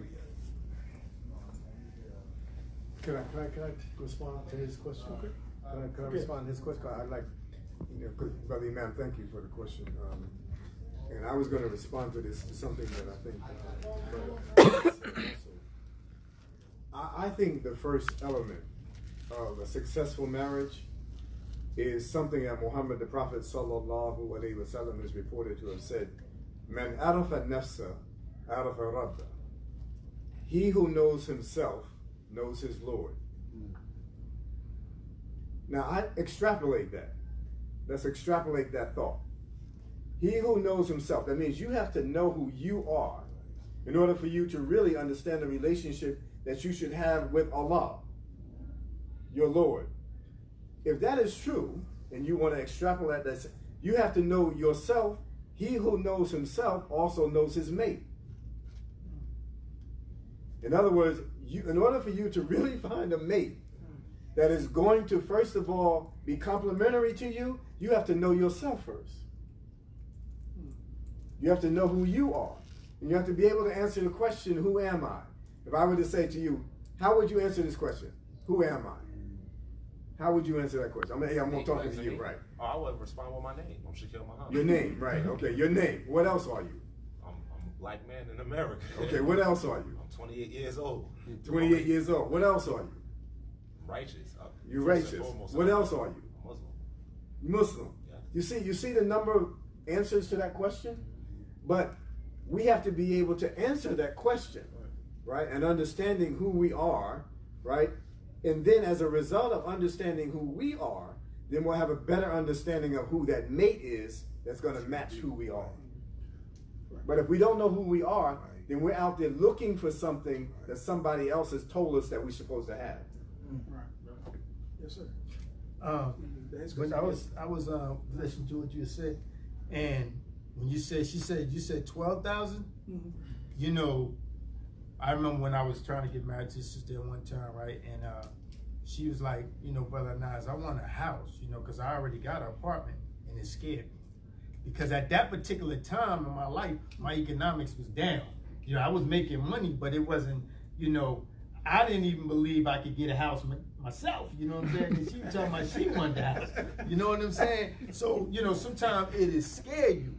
You know, it scared you. But as time went on and my money started getting better and went up and everything, and I started, like what the Imam said, start understanding myself.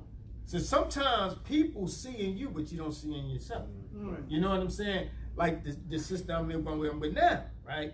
She asked for her dawah, she has asked for a brand new Lexus, right? And I said, man, I ain't brought myself a new car. You know what I'm saying? She wanted, you know, brand new. But she saw in me that I ain't, you know, I believe I could do it, you know what I'm saying? But I didn't see it, you know what I'm saying? But she saw it in me that I can get that Lexus, you know what I'm saying? So I still, you know, I said to her, I said, you want a new one? You know what I'm saying? You know, I'm like, you know, do you want a new one? You know, she said, yeah. I said, well, man, I ain't never bought myself. And that bothered her, you know, when I said that. But you know, we had to start negotiating. Yeah, right. That's where it come in at. Right. That's where the negotiation come in. You know what I'm saying? We started negotiating. I was like, well, you know, sis, I ain't never really. I'm not saying I can't do it, but man, I ain't never bought myself a new car yet. You know, like that. You know, and so what happened is I ended up buying her a Jeep.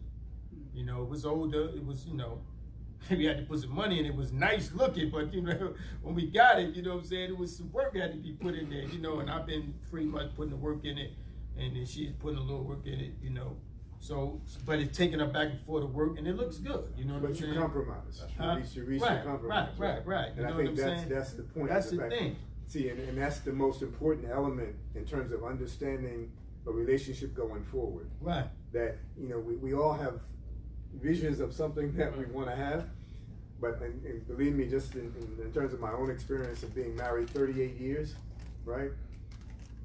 You have to be willing sometimes to step back away from your expectation in meaning that you kind of remeasure what's realistic. You know, you remeasure what's realistic. Yes. And you come to a conclusion that ultimately is going to bring happiness to both of you, right? Because you may have an idea about what it is that you want. She may have an idea about what it is that, but if you just pursue those individually, there's going to be conflict. That's the whole thing about magicians. You know, when Allah said that he created these two magicians that created strife between husband and wife, Imam Muhammad made a comment on it. He said that what that caused in terms of strife between husband and wife is her doing her thing and him doing his thing, and both of them not talking about each other's doing things together. Right? So it causes tension, it causes conflict. The same thing is true in the beginning of the marriage. If we have a gift that we're supposed to give to our expected wife, and she wants something that perhaps is beyond your means, then there has to be a conversation about what is realistic for her to expect from you, right? But you have to be also reach down deeper inside yourself and say whether or not do I really want to exert a little bit more because she's worth it. All right?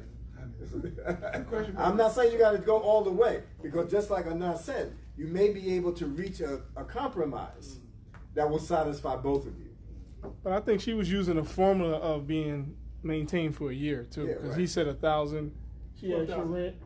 When she asked her rent first was 1,000, then times 12 is 12,000. So she probably thinking she needs something to survive a year or something. How do you determine you're the mean? Who makes that determine you're the mean? That's, I mean, I read all that, you know. But what I'm saying, I could have gave it money up, but I just seen that as being gorging. I've seen it, you know. I'm not no young man, she not no young woman, you know, and I have a problem with that. You know, like brother say we're in America now. We just can't do things that, you know, and that's a big problem, bro. Nobody's talking about it, but that's a big problem. There's a lot of single people out here, and it has to be brought to the surface. You know, that's the way I see it. It has to be brought. Yes, sir. I just wanted to piggyback off what he said. You know, in America, being that we live where we are, a lot of things you have, like I said, you got the norms and you got the pros and you got the cons, and a lot of things, how this world is set up, they want us to be politically correct, like you were saying. They want us to box our lifestyle to, the means is just this. You know, I want this lifestyle because I see my homegirl is very materialistic. So if it's not for the means of love, you know, under a religion, you know, then I feel like Al-Islam is the #1 threat to America. You know, I truly believe that, you know, because everything that Al-Islam says is haram, America makes it halal. You know, so right there, that's a problem. We have to make that important and bring it to the kids, and we have to give it to them immediately. Let them know, because you know, guys my age, we made the mistake already. We had our experiences. What do we teach the kids to not make our mistakes? You know, our life is, we kind of, you know, we're there already. We made our mistakes already, you know. So we got to give it to the kids and teach them and let them know how to do it the right way. Because Al-Islam is the #1 threat to America. I truly believe that. Which is why this is so important. And I'm happy that you're here. Right? I just want to say that I'm happy that you're here because what you just said is vitally important. The fact is that you can talk to these young brothers that's sitting in front of you, right? And you should be talking to these young, because when I was your age, I was talking to somebody just like them, right? And so that's the whole idea of understanding that knowledge has to be passed down, right? And this deen that we have embraced is taking on a different kind of complexion because of the many different things that it's being placed in. We're being placed in a different culture. The culture that I grew up in the 60s is different than the culture that we have right now in the 2000s, right? And sometimes the language that the environment that I grew up in, the language environment that I have, it may not be the right language environment that can relate to those young people that are sitting in front of you, right? So somebody else who is more familiar with their language environment can say the meaningful things that are in Islam to them so that they can appreciate it more. I just want to add on something I was thinking about when the call, the person that wrote about the young institutions, and then what the brother said about the dowry. I've heard that conversation before a lot. This is, I'm not going to mention the person's site, but about the dowry. And what I realized, the brother just said, most of us aren't educated in what we're supposed to know about the religion. Like he said, the gift, if the sister, most likely, and what Mujahideen just mentioned, the sister is, the gift she's supposed to be asking for isn't supposed to be like an emotional just numbers. Like he said, it should be something that is needed by the sister. The gift is, I want so so so so. Like Khadija, when she asked the prophet, now she's already loaded. She asked for a dowry from the prophet. It wasn't no small number. What? A dowry. A dowry. Mahar. It wasn't no $2. Now she's loaded. He's just coming to business, and he's like, but he wanted to marry her. But I said this. But she asked for it for a specific reason. I think like Mujahideen was saying, it did sound like she was asking to be taken care of for a year. Or if, say, something happened to you, I got $12,000 to at least stay afloat for a year. Now, naturally, again, it's not evil or I got scared. Like what Idris said at the beginning, responsibility for the African American is scary because we just really got loose to say, okay, I'm responsible for myself. And as the brother said, you know, sometimes it's a challenge to say, okay, what is she really asking? Like I said, she sees something. Are you going to buckle? Not to say it's bad. I'm saying that happens to most of us. So that's kind of high. But I think somebody told me like the women they're there to challenge you. And like Imam Sharif said, it may be like, okay, I can't do A, B, C, D, but I can do this. Can we at least talk about? Nah, if it's like not, then like you said, okay, then I can't. That's not. Even though I wanted it, I can't go for that. So I'm thinking, you know, we this person's site that I had. We get kind of nervous. The sisters ask, you know, she wanted to know the person's credit score, how much he has in the bank, ABC, and we're like, oh, sis, why you want to know all that stuff? If you sit down and think about their position, why don't you just ask, oh, sister, why would you want to know? Is there a reason why you're asking? They may say yes because here's my experience in the past. Oh, okay, that's where you're coming from. Well, instead of just saying no, the sister more than likely asked for what she needs. Now, I'll end with this, and then we'll add on some of this. I looked at a lot of my generation. Oh, actually, yes, late my generation, more my brother's generation. When the hip hop started to get money, and the Rakim came with the gold chains and the gold rings, and in the street we start to dress like that, act like that, and we posting to get girls. But then when the girls want more than buy me this, buy me that, Dad, why you always owe me, sweat me like that? The women see the gold as you can provide for me. We think it's like we're looking at it as bait. I get this girl with just, but they're seeing as he got three ropes. Now he can provide for me so and so. He got 4 gold and 4 teethuses. He can. what you're showing the women is that this is what I can provide you, like Imam said. Here's what I can provide you with. But you're thinking, I'm going to get that to get that, get in there. So the women more than likely know what they want. So we have to say, like he said, ask, why do you want, I can do this. And like he said, and they're like, you're like, okay, Allah was saying don't go for that. But don't back down from the challenge. Because a lot of sisters and brothers, that is a lot of questions they ask about the diet. But I do want, before I end, what is the purpose? That's what we should know too, of the gift. And this is like, if you can explain to us, what's the purpose of the gift that the man has to, not should, he has to give it. Allah says he has to give it. What's the purpose of it? Yeah, the purpose is to symbolize the man's ability and willingness to take care of the wife and the family. That's the whole purpose of the gift. It's not to set her up for the rest of her life, right? It's to symbolize your ability and your willingness to take care of her in a certain way. Like I said, if you're wealthy, then the gift should reflect your ability to take care of her in some kind of luxurious way. If you're not wealthy, then the gift should reflect for you to take care of her in some kind of modest way. Right. If you're poor, then the gift has to reflect the fact that you're going to take care of her in your poverty.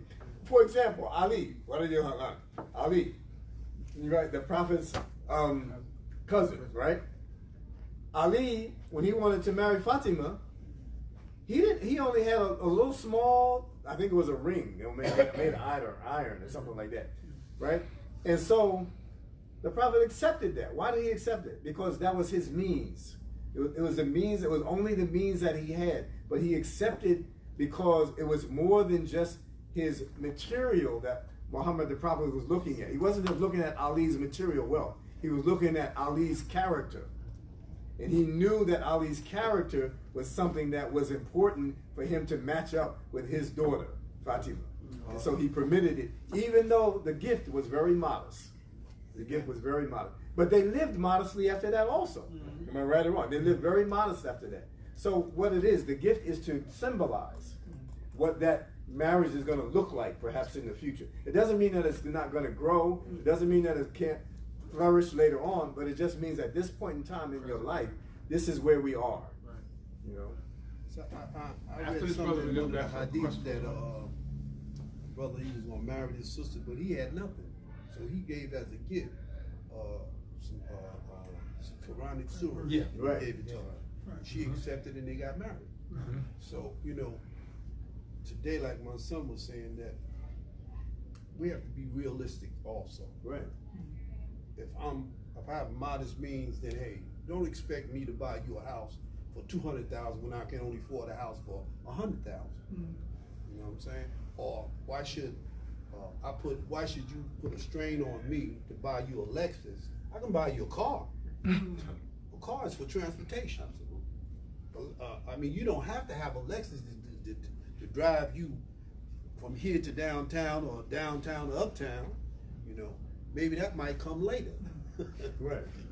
I want to say this regarding that, because and we can get to you brother, but there is there's someone online who has a question. And there's such a thing also as a delayed gift, by the way. Right. So okay. Yes. The gift does not have to be given the day of the ceremony. You can promise, right? You can promise that within a certain number of days, weeks, months, or years, that you can give another gift after that. So you can kind of stretch this thing out if you want to, right? So it is permitted in Islam. There's such a thing as a delayed mahar. It's what's accepted, and what we have to understand is that we have to, you know, the woman is supposed to. We're not supposed to take her from a level of living that she's used to. Right. So we brothers have to understand. We might see a sister. Yep. She's chauffeur driven all her life. We grew up in the projects, and we might be the post office worker. Why would you approach her? I mean, you could, but what I'm saying is, don't get upset with her if she says no. And it's not because of her deen is wrong. No. Right. I'm a human being. I'm used to living this way. Right. And we should stop, because I mean, and this is not about anybody here, but again, this is addressing African Americans. Yep.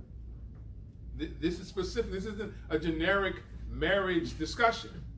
We're addressing the African American situation because we are people who are not, we are overlooked too much. And we as a people overlook our own self too much. So we have to look at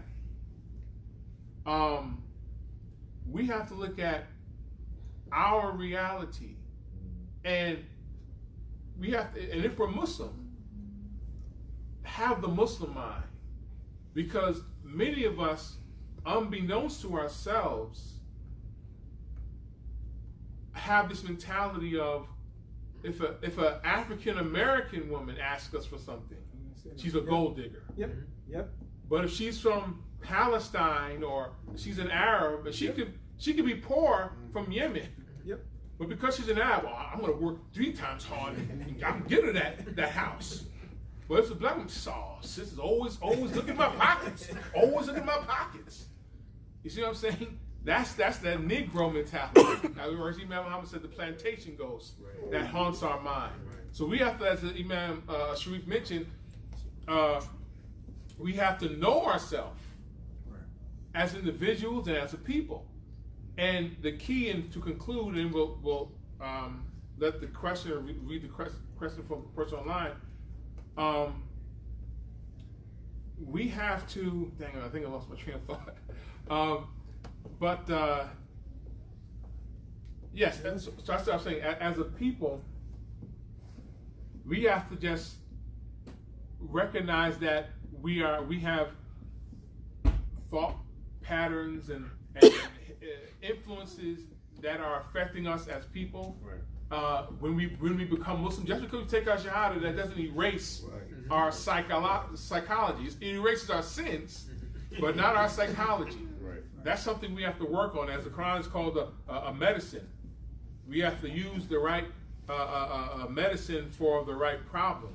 And lastly, again, regarding the problems with, or the issues with concerning dowry, it's about knowledge.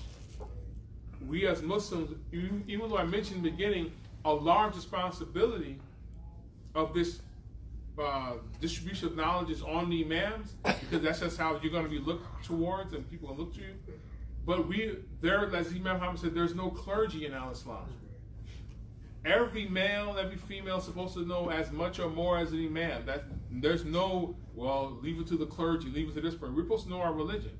So the more informed, which is one of the reasons we're having this discussion and this platform, the more informed we are about our religion, the less problems we'll have with sisters and asking for more than what the brother needs, and the brother asking that sister for what he knows he can't provide. But again, a thing about men is that there's this book called Way of the Superior Man. It said, men grow by challenges. Men grow by challenges. We're supposed to be challenged. If your wife asks you for the, less than the bare minimum, see, men don't want a whole lot. We can live in a house with a television and a couch. We're good. So if she doesn't ask for nothing, most of us are not going to do anything. But if she pushes you, you'll be surprised what you'll have and what you'll produce. Wow, I didn't know I even had that in me. So don't always run away from something that a woman is asking you. Think about it. You have to decide, is she just being a wicked person? Is she just after my funds and she's going to leave me? Or is it like she really sees something in me? The meaning and the concept, right, is in the word itself, is in the language, right? There are 2 words for the gift. It's not really dowry, right? It's called a free gift. The word is sadaq or mahar, right? When you look at the word sadaq, it comes from the root word sadaqa, truth, right? Truth. There are 2 kinds of truth in the Quran. There's sidqin, and then there's haq, right? What's the difference between these truths? Haq is an objective truth. That means it's universal. It's an objective truth. It means that it applies regardless of where you go. That's haq. Sidqin is a subjective truth. That means that it is a truth based upon circumstance, situation, culture, whatever it may be, is subjective. It's subjective to a certain condition. So when you give this sadaq, right, it is a truth, but it's subjective to you and what you're capable of doing and what you're willing to do. So it's called a siddiqin because it is subjective to your ability. It's subjective to your environment. It's subjective to your situation at the time. You understand the difference? So it should reflect your subjective truth, meaning that it is subjected to what you're capable of doing at that particular moment in time, right?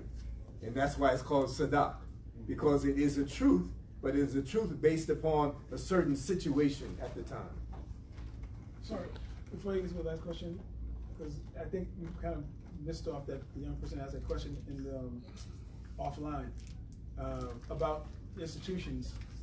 My suggestion is, if you're a young person that's trying to find means or ways to get young people together to get married, ask adults, those that are most friendly towards you, ask the imam if you can, to put on programs that allow men and women to come together, chaperones, so that they can meet and talk with each other, to get together to learn about each other so that they can get married. That's the best way. Get together, go out to the movies together with the chaperone, but try to ask adults that you know that they're trustworthy. To you can come up with the venue, but you just want to have chaperones with you so that y'all can get together and know each other, go from match to match, wherever it is. That's my last thing. A lot of these responsibilities for this, a lot of responsibilities for these institutions is on the men. It's on us. That's another important thing. Our youth, male and female, the facilitation of these events and gatherings for them to meet is on the men in the community. Even though we might not be in the financial situation, this is where you need associations, brothers coming together. You know, for example, one of the things we could do is, as brothers in the community, okay, for example, for Eid, why don't the men in the community get together, pull their resources together, and say, okay, we're going to rent out a space in a hotel and let them have a open mic night or something. You know, just some idea where we facilitate social interaction, because Juma is not community life. Juma is not community life. That's a ritual obligation that is a mandate on us as Muslims, but that's just a part of the community. That's not the end. That's like, you know, we get a lecture, we're motivated, we need it, it's a necessity. But, you know, Monday, Wednesday, Thursday, Friday, what are we doing? Where are we going as Muslims? And sometimes you might get beat up between that time. But I'm going to just say that. Let's make sure you go back to the question online. Well, you actually addressed a lot of these concerns that they said. The brother said this is a great discussion. I'm all the way in and with you on the marriage tip and reestablishing the sacredness of marriage and healthy family building. However, the duty of community being solely on the imam doesn't seem sustainable, what you just said. In no way am I belittling the position of the imam. However, duties need to be spread out to more than just the imam.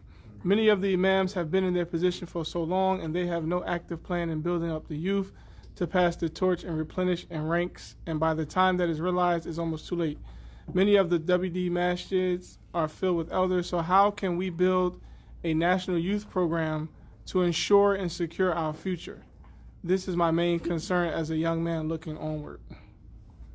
The same brother also asked about what is the role of the wali. I'm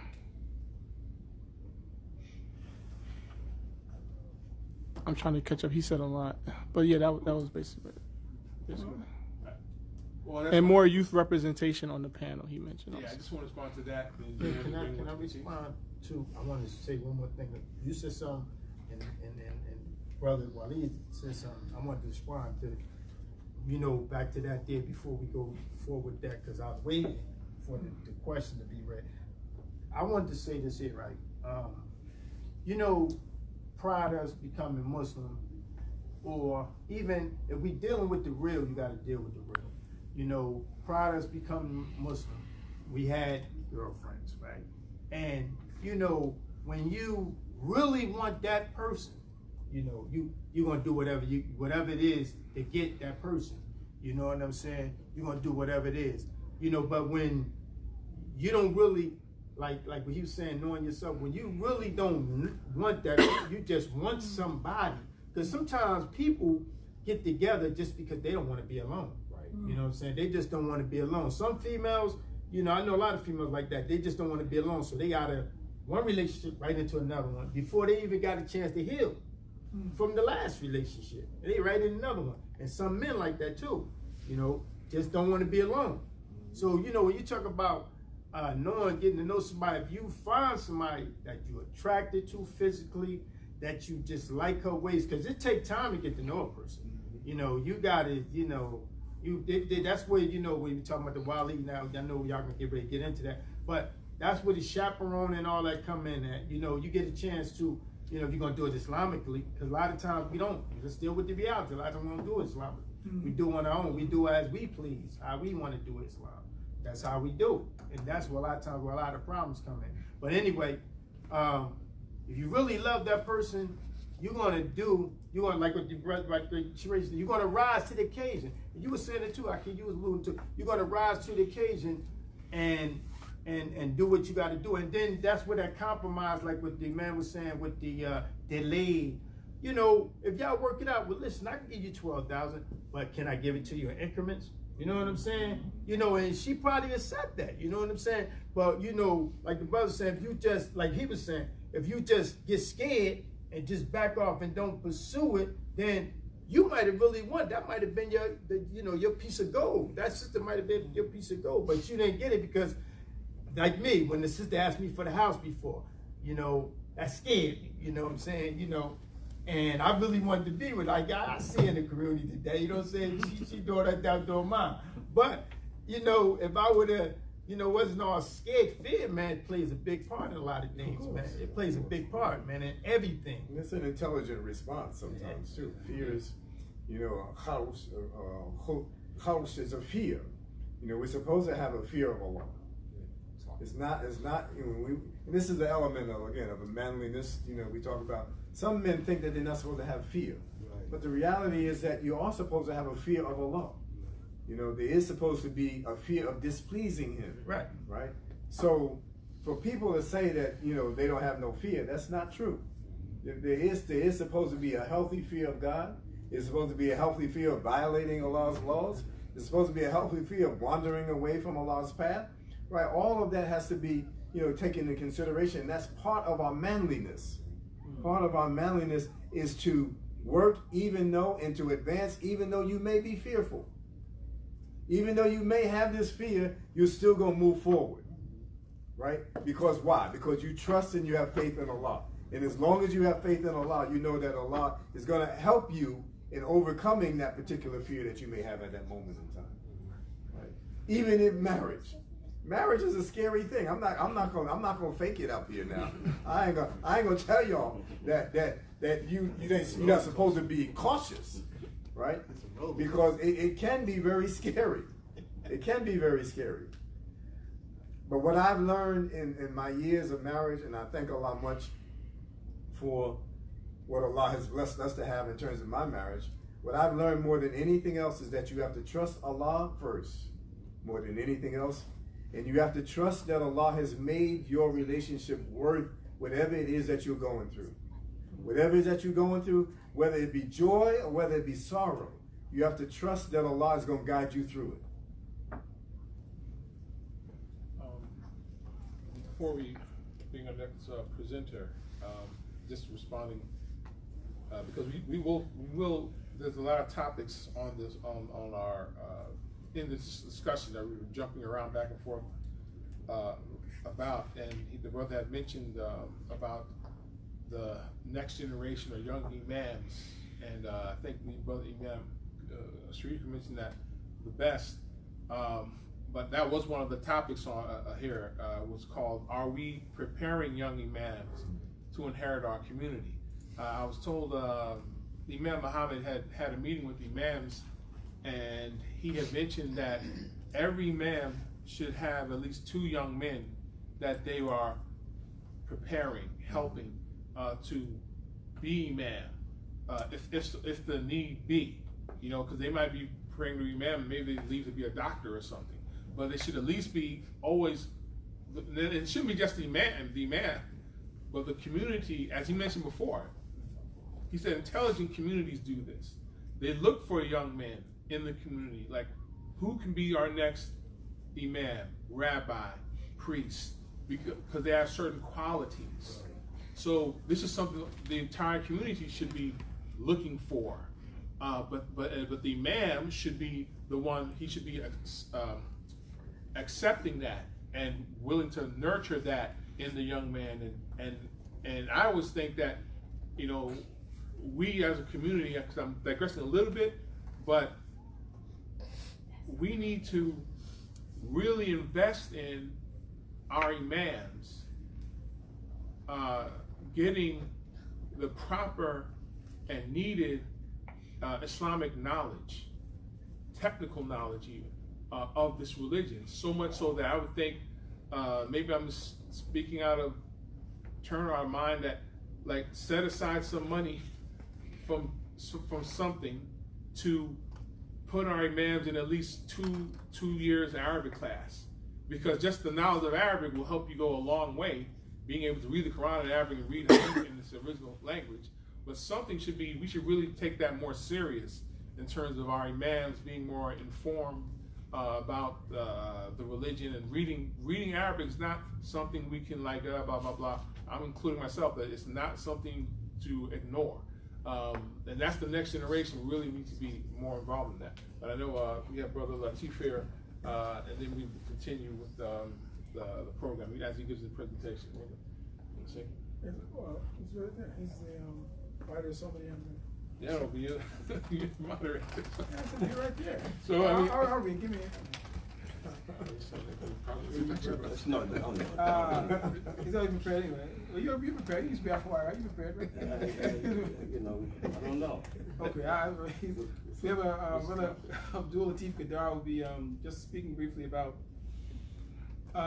why are there so, well, we weren't going to add so many, but I'm going to say it in this text. Why are there so many unmarried Muslims in the community? That's his topic. Okay. Assalamu alaikum. I'm indeed honored to be before you. I'm sorry for being late. I had to do a few things before I was able to come. But Brother Hakeem had, he know, that's why he running out the room. He set me up. He set me up for the kill. I wasn't thinking that we was going to have this type of program where I had to say something. I really came to just listen to the audience, or listen to the people, because I believe strongly that we have to have this exchange. We need to have this exchange with the brothers coming together and meeting and talking. And it's really important, in my view, to listen to what the people have on their hearts and on their minds. And I came late, so I came so late that I'm almost absent. But he has asked me to speak on this particular topic, and I got that assignment last night. I'm going to say a few things to that, but I'm also going to say a few things to the things I've heard since I've been here, via the question on the internet and the discussion that's on the table. And that is that one of the things that I think as a community, Muslim community, and our association with Imam Muhammad, and those who inherit the Honorable Elijah Muhammad, and those who claim to be from that order, it's important that we know that we have an order. We are from an order. And I think that the problem that I'm hearing from the young people is that they don't feel like they are a part of an identifiable community. There's nothing that identifies us as being a community. For instance, when we talk about marriage, we talk about walis, we talk about chaperones. Most Muslim groups, ISNA, the Turkish Sufi orders, the African Sufi orders. Most groups have, including the Nation of Islam, under Minister Farrakhan, most groups have an order. Most groups that work together, they have standardizations. They have operating orders. And we come from, our heritage is coming from that. We come from order. We come from MGT. We come from Fruit of Islam training. We come from that. That's our order. We come from that's our inheritance.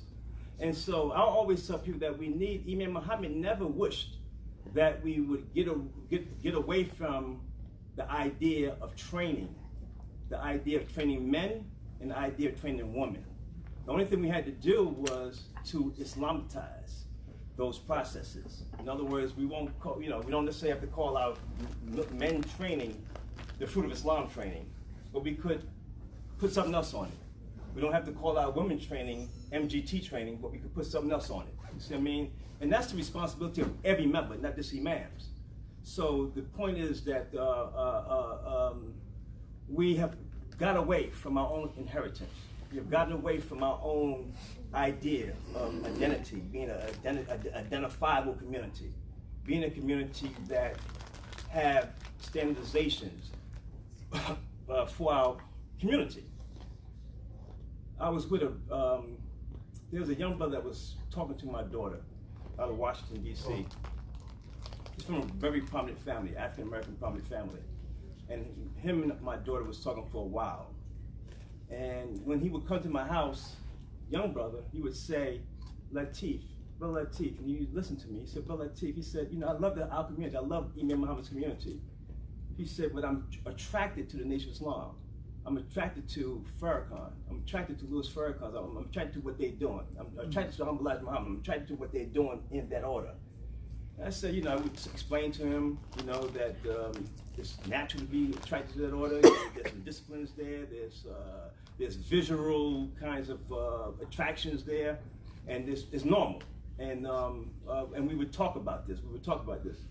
And eventually he just left out. Me and my daughter and him, they cut off their relationship, and he left. And he actually left our community. In fact, before he left our community, he was actually trying to put together Imam Muhammad's language class in Washington, D.C., at the Masjid. I mean, this is a brother that was really wanted to do work. He was a young man that really wanted to make our community successful. And he really brought into the Imam idea, Imam Muhammad's ideology, and Imam Muhammad's process of how he was leading African-American Muslims. But he was also torn by the disconnect in Imam Muhammad's community, what Imam Muhammad represented, and people not really on the same page with Imam Muhammad in his own community. Right. It bothered his mind, because he was going back and forth to the Nation of Islam. He was going to their joint prayers. He was seeing that there was an order there, that they follow order. They had discipline there. He said, even in fact, when he became a member, he just became a member just recently. He said, when you come into their order, the first thing they give you is a book on how to court a woman, how to court a sister.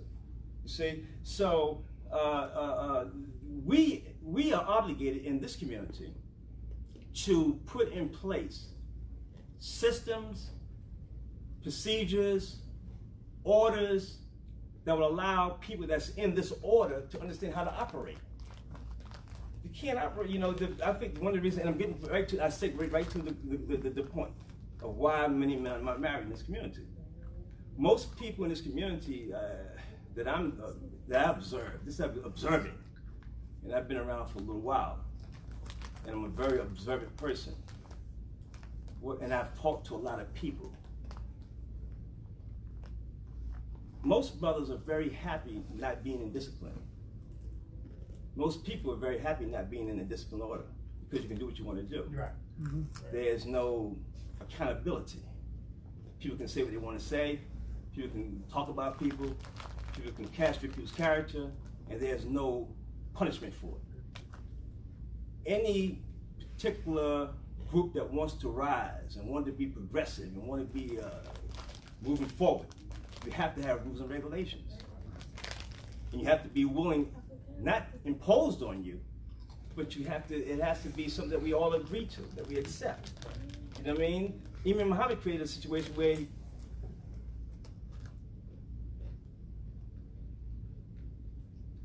he introduced us to wanting to accept self-responsibility in the full extent that the Honorable Muhammad was talking about self-responsibility. In other words, we are all obligated to fulfill the community needs. And we have to switch our relationship with our imams, or people that we call leaders in the community.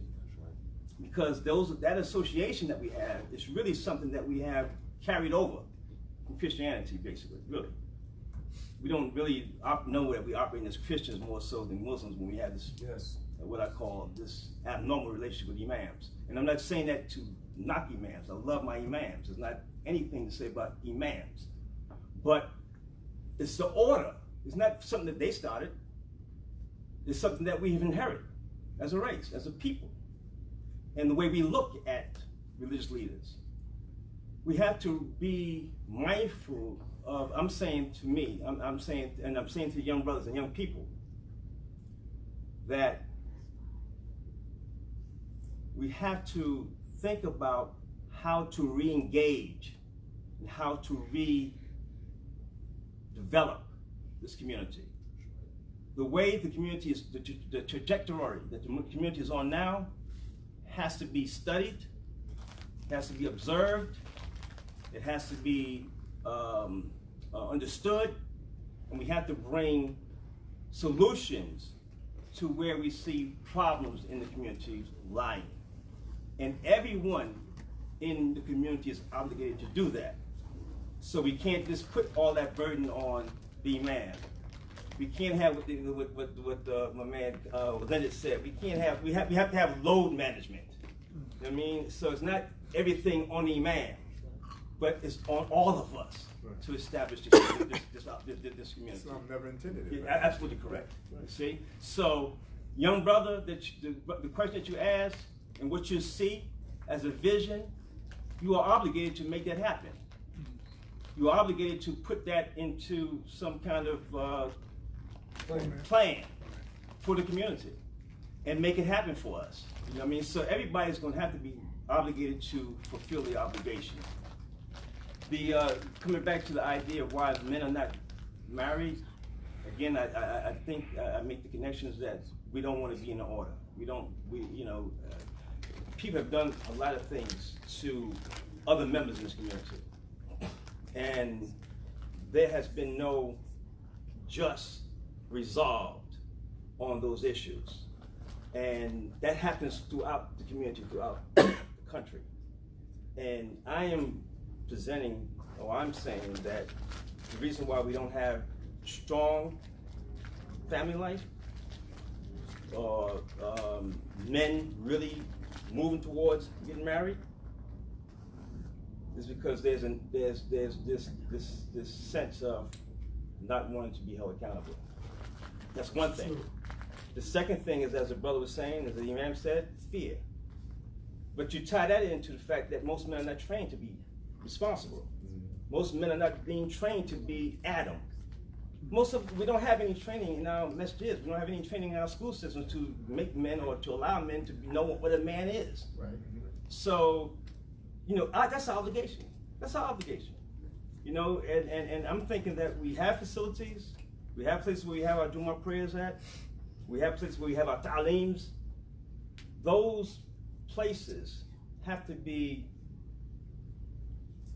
designed to have in them training institutions for training men on how to be men and women on how to be women in the context, in the contextual framework of the Quran, the way of Muhammad, the Prophet, peace be upon him, and the tafsir of our leaders. In my opinion, that's my opinion. That's my opinion. And I say that because I heard Ahmed said that we have to have imams trained in the Arabic. No, not only Arabic. He said something else. He used another term.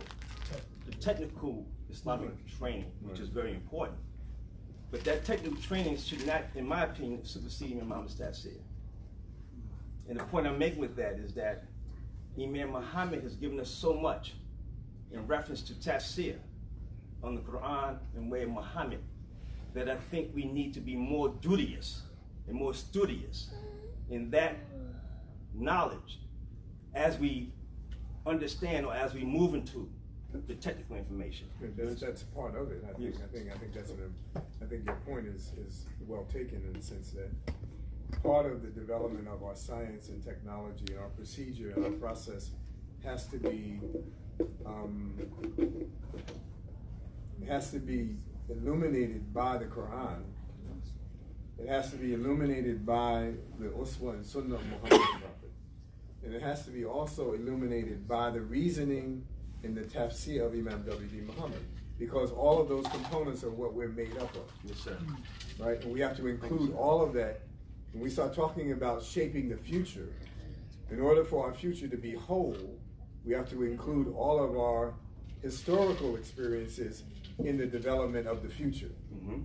Because the history is supposed to inform the future, am I right or wrong? Yes, sir. So if we leave out those major components that are part of who we are, then we will lose something in the process of making the people for the future. Yes, sir. Absolutely correct. So it's very important for us to know how all of that fits together. Right? How all of that fits together. I just wanted to say I agree with y'all. I think this is a wonderful panel debate or whatever that we have. And I actually feel that there should be more men here, more young men, you know, because y'all, the age gap between me and y'all guys, you know, y'all done it already. And I'm actually seeing this firsthand. And a lot of my friends, you know, how old young you, guys. How old are you? I'm 28 years old. Okay, you know, I ain't 32. I'm just messing with you. No, I see a lot of, you know, I see, it's tough, you know. The kids, I feel like in order to really have something, you have to learn something, you know. You have to be a student, you know. If you don't know something, you're a slave to someone else, you know. And you're right, you know, a lot of guys, you know, they don't want to hold the responsibility of, I know I got this woman, you know, but I know I just want to deal with her on a sexual term or whatever, but I don't want to have nothing to do with her feelings, you know. But at the end of the day, you lay down with her, you know, and you create babies with her and stuff like that, but you don't want to step up to the responsibilities. And a lot of times, a lot of men run away because they don't have the finances. So, with that being said, there has to be more technical programs, you know, inside these masjids. We need more, like, I don't mean to, you know, put myself into it, but I'm trying to go to school. My plan, I'll just speak for myself. My plan right now, my 5-year to 10-year goal is to, you know, become an electrician. God bless you. After that, get in the union for 5 years or do whatever independent work. Within 10 years, open up a non-profit organization, you know, called MEDIC, Morals, Ethics, Discipline, Integrity, and Compassion for the kids. Because you have to instill that into them. You know, you have to instill that into them. You know, and it has to be open not just for the Muslim community, but for all, for everybody. You know, we have to share this, and we have to teach our kids how to be self-sufficient. We can't expect to work 8 hours or 16 hours a day and expect our kids to, you know, or expect these schools to teach our kids how to be self-sufficient. They're not going to do it.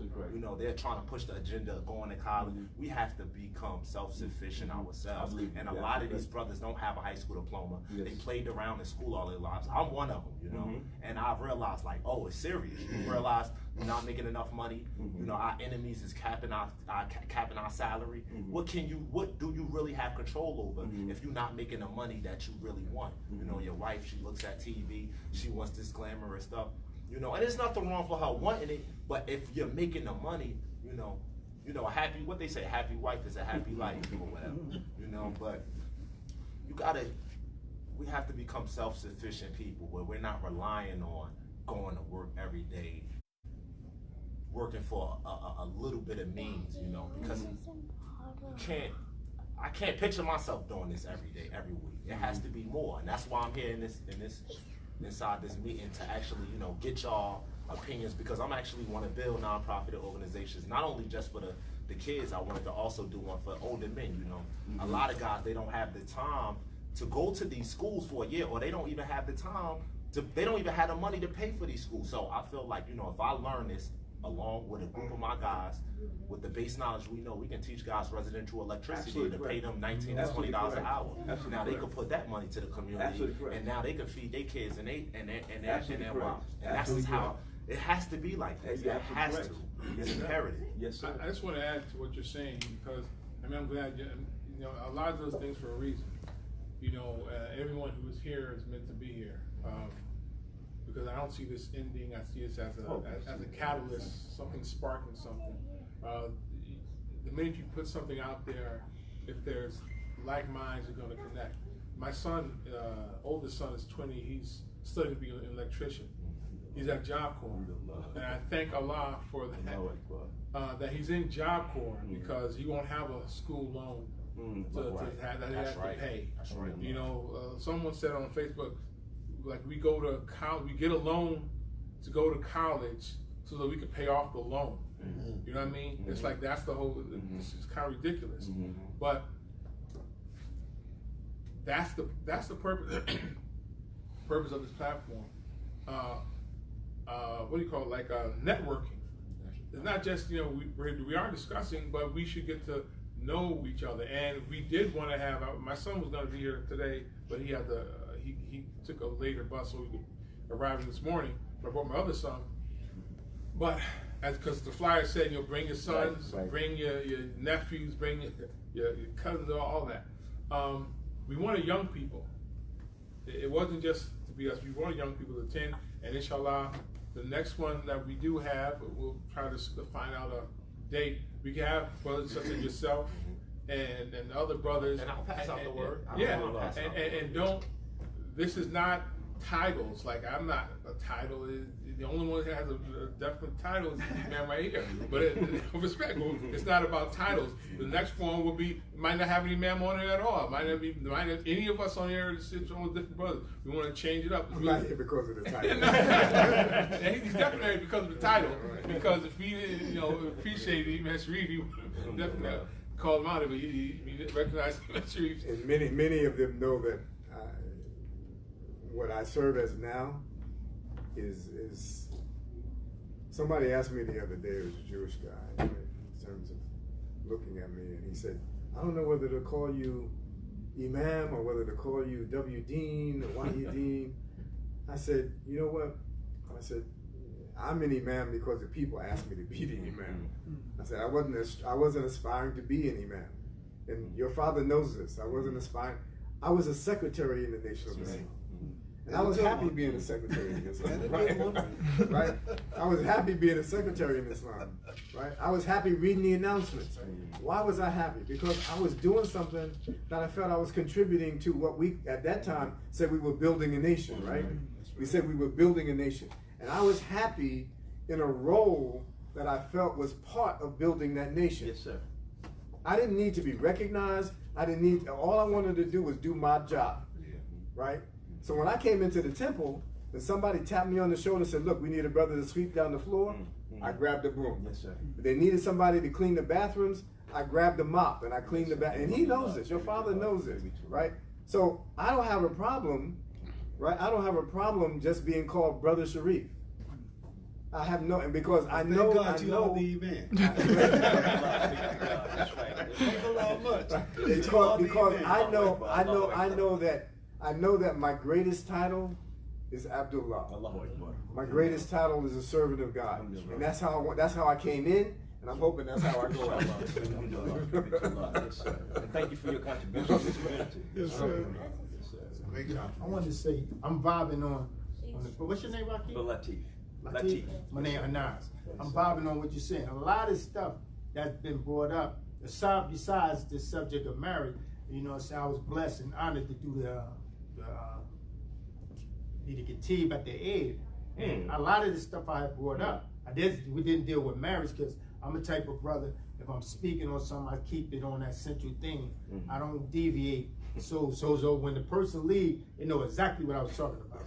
You know, I don't like deviating all over the place. I don't do that. But this is the thing, you know, when you were saying about the system and people don't want to be accountable, and you know, like you said, you wasn't trying to step on Imam, but I know that leadership is very important. And when you have leadership that's looking and paying attention to what's going on, right?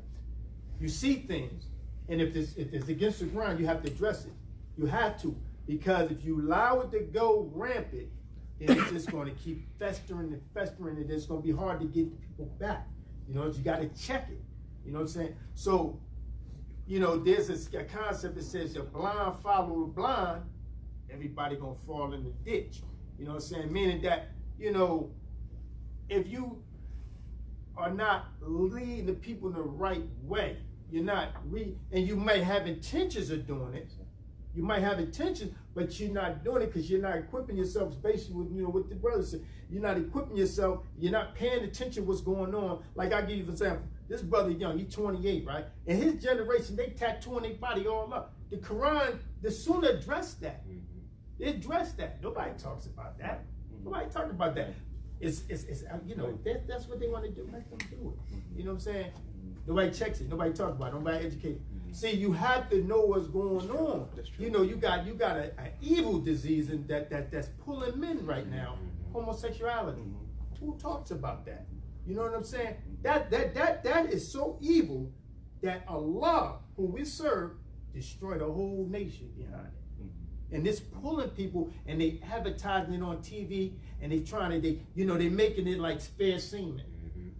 You know the law says that the Quran, Shaitan make it fair semen. He make it, it's okay.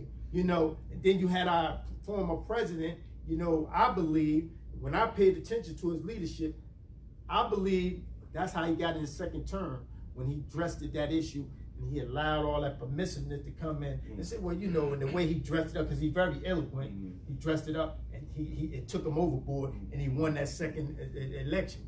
You know what I'm saying? And then after that, everybody started coming out the closet full force. You know, before they was coming out, but they was still kind of scared. You know, but now everybody out, man. This is what we is, man. You know, I'm taking my own more shots, and you know, and all this here. You know what I'm saying? Right. You know, like you said, it got to be some order.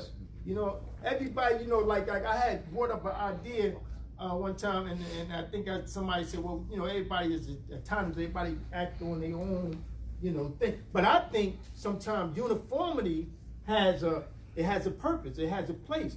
Uniformly, it you know, you don't have to, you know that your masjid is doing things, but if you come together and everybody is on the same page, a lot of times with that order, it will attract the people. And like you said, when a person first come in and he's given, like you said, when he first came in the nation, you know, you talking about that brother was messing with your sister. He came in the nation. He said they gave him a book on how you court. You know, that's what we need. You know what I'm saying? Like, you know, and it was one thing. I'm gonna leave with this point right here, right? Because I know a lot of people got some things to say too. You know, I was always taught, like, I hid behind. I ain't gonna lie. I'm gonna put myself on this line. I hid behind the fact that sometimes when the imam's not addressing things and you sinning, because we all sin, you addressing things, they not addressing it, I can hide behind it. They're not addressing the fact that you selling drugs. They're not addressing the fact that you ain't married. They ain't addressing nothing. They just don't, nobody want to step on no toes. Nobody want to step on no toes. Man, that's the best way you clean the people up. You know what I'm saying? When you start stepping on their toe, you clean, because now they got to get on their ding and do what they supposed to do. You know what I'm saying? But you let them go ahead and you say, man, this is do as, you don't want to say it, but you doing it because you're not addressing the issues. And it's like, it's a do as you please religion. I do what I want, man. You know, if I like my attention. Let me ask you a question to hit on what you're saying. The Imam Muhammad said years ago at a Jummah prayer in Chicago, he was explaining the idea of those who obey Allah, the Prophet, and those who we choose to be in authority among us. And that's how it's in the Quran. And years ago, I was talking to Imam, and he thought that idea was saying, obey Allah, obey the Prophet, and obey the Imam. He said that the Quran said the Imam. That's what he told me. And I said, it doesn't say the Imam. There's nowhere in that sentence where you see imam. It's amr, you know, those who we see among right. The people that we, those people, who have first rights. Yes, that's what Imam Muhammad, that's his interpretation, first rights. And I'm bringing that to the point. Imam Muhammad said that the imam, see, the way we have inherit leadership in the community need to be revisited. How we inherit leadership. We have to have what we call organic, I'm proposing organic, emerging leadership. Leadership that comes from the people and evolve. Imam Muhammad said that imam that we see, or the people see, is an imam who's tied to first rights. And first rights is family, mommy, daddy, family. So the imam or leader, not the only imam, but leader, period. Leaders in business, leaders in education, leaders in the Muslim society are people who are promoting family life, family interests, family concern. So if you are, I'm saying that's for everyone, anyone who calls himself a leader, anyone who is doing anything of value in the society. And the Prophet Peace be upon him said that the best of you are those who bring utility to the society. Whatever it is, religious, electrical, carpentry, building, the society, human society is a very vast community. That's what I'm saying. We have to get away from this looking at things narrowly. The human interest is very, very varied. It's a lot of variety. It's vast. So whoever's a leader for us, whoever we choose to be a leader for us, has to have, first of all, the concern, and know what that concern is. That concern is family. So you promote family life. In fact, you are not even a leader. You're not even recognized as a leader if we haven't seen you as a promoter of the family. And so when young brothers in society understand that family life is what will make you strong as a person and as a community, they would be turned on. Their lights would be turned on to say, man, I want to be a family man. I want to be a husband. I want to take care of that sister. I want to take care of these children I'm making. I don't want to be out there just selling drugs. You know, selling drugs to each other in the society, what that does to the community.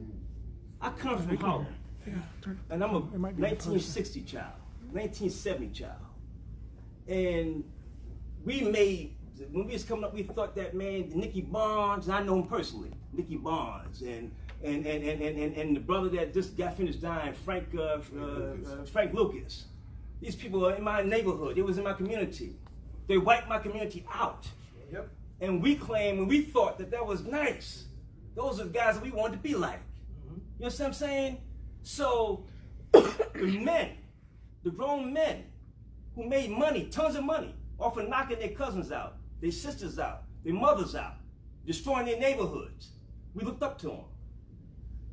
But there were no men in the society that said we're going to repel that. We're going to fight that. Nigga, you ain't coming in doing that. That's right. And I'm telling you, that's the kind of attitude we have to have now. That's right. We're not going to allow you to come and sell drugs in our neighborhood. I know you need money. I know you need to survive, and you're absolutely correct, brother. And Imam Muhammad said this too. The reason why the young people are attracted to drugs is because they don't want to make a minimum wage. That's right. Imam Muhammad said that. People don't want to make $2 an hour, $3 an hour. They can go out there and make $20 an hour selling drugs. You know what I'm saying? So that's reality. That's how we have to be addressing that issue. From our purpose, or from where we at, we have to address that issue. How do you address what's keeping young men from being men? And understanding their natural proclivity to be providers, but don't know how to provide. Most men, most of the people that's in the street don't have fathers. Right. There's fatherless homes. My son-in-law is a social worker. He works in the African-American family, he works in the houses. He sees what's going on in the houses. And then, as you say, now you got people you got 2 males taking care of children, you got 2 females taking care of children, so you're confusing the people, the children. You have a lot of issues, and a lot of our men have experienced trauma. They've been abused. They've been abused by other men, and it was coming up. That's why it's a tendency for fags or homosexuality. There's a reason for all that. You know what I'm saying? So we need to be addressing the trauma. We need to understand the trauma. Imam Muhammad said that we have to be a people. We have to have a certain amount of people, those who are equipped, those who are able to study the impact of slavery on African American life. That's a job that still is that's something we have to still do. So when you are so wrapped up in high sciences or so-called technical Islam, in my view, and you were back in the centuries, you're trying to understand what Ibn Kathir said or somebody else said back in 1,000 years ago in another environment, another context, and you're not really dealing with the context of Jersey, Harlem, Brooklyn, or Philadelphia, Camden, Chicago. What's happening in Chicago? I mean, look what's happening in Chicago. Or your own living room for them. Or your own living room. Right. Okay, right within your own house. Right, in your own house. You know something? Right within your own confines. There has to be a concern. And so pushing on your idea, on your thought, is that leaders, first of all, have to be people that evolve from the community, and they understand what first rights are. And the first rights is respect for families, sacred family values. And the Prophet, peace be upon him, said, those who hold on to the kinship ties, those who hold on to the family ties, those are the ones who will be blessed with abundance. And family ties extends to community ties. Kinship not only means family, but kinship also means your community relationships. So you start off with family, and it spreads out to community. If you have strong men, and then you have strong women, and then you have strong families, you have strong communities. You know what I'm saying? It's a very simple process. And if a person, if as a man, as a young man, if I'm understood that, if I understand that, if I'm being taught that on a daily basis, if I'm being trained in that on a daily basis, if that's coming to me all the time, as you said, I'm hearing that all the time, then what's going to happen is that that's going to enlighten me. It's going to make me want to be that. Especially if I see the person in front of me doing that. Right. If I see the people around me doing that. You see what I'm saying? So it's a lot that we have to discuss. But I think, just listen to you, listen to the brother here, man. Y'all on some powerful points. The point you made on economics, bro, practical economics. I'm a carpenter by trade. I'm a construction man by trade. I do contractor work as a trade. That's my business. And as you said, I want to see more African Americans involved in construction. Why? Because look at your neighborhood. That's right. Check out your neighborhood. Look at what's going on in Newark right now. Look what's going on in Irvington right now. Other groups, other people are coming to your area, taking your building. And you can't do anything. Where's your leaders at? You can't do anything. By the time they come and take your buildings, you out in the street, and somebody else got your house, and you asking the politician, can you help me get my house back? Or can you help me get a house? Who's addressing that? Who's talking about that? Look at the Harlem. I come from Harlem. Look what's going on in Harlem. Look how it's flipped. Because with other people's interests. So if you have young people that are tied not so much in spirituality only, or spiritual exercises only, but are dealing with practical things, practical realities. You can get young people involved in being carpenters, being electricians, being plumbers, being contractors, being real estate developers, buying your building in your block, flipping it, taking it, cleaning it, putting people in it. When you build community, when you build families, you have families, young families looking for a place to live, looking for a place to have. Instead of other people owning those properties, owning those real estate, and you paying rent to other people, you paying yourself. That's right. Do you understand what I'm saying? That's right. To me, those are practical things. And those are the things that would allow men to take care of their wives. That's right. That's right. Those will allow men to take care of their children. And it also would be the things that will propel men to say, I'm going to hold on to this. I'm not going to let nobody take this from me. and we're going to keep our community strong. You understand what I'm saying? Yes, sir. I just want to mention that Steve was saying, actually everyone was saying, Imam Mohammed said, he was doing it in a lecture, he said, Moses went up in the mountain, speaking about the Jews, and came back down, and the Jews had an abundance of things. And he wasn't saying it to slight Dr. King, but he said Dr. King went to the mountain and came back down, and we didn't have anything. Basically because, not for Dr. King, what the Jews do and other conscious communities do, even some Muslims do, but not enough. Immigrant Muslims. Immigrants. They point out certain people to do certain jobs, and they do them. We need this, we need that, we need this, we need that. Right. And they single them out and do that. Now that's good.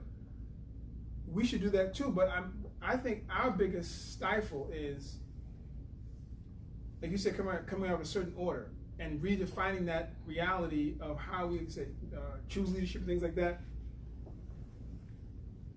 We didn't really get the opportunity. And I'm not saying, oh, I'm crying about it. Well, here's what I'm saying, go forward.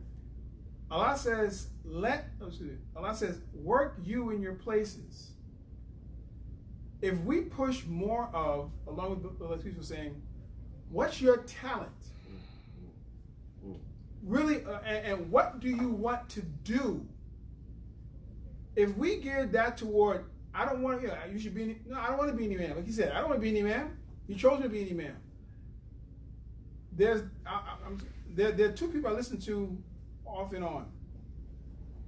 They're imams.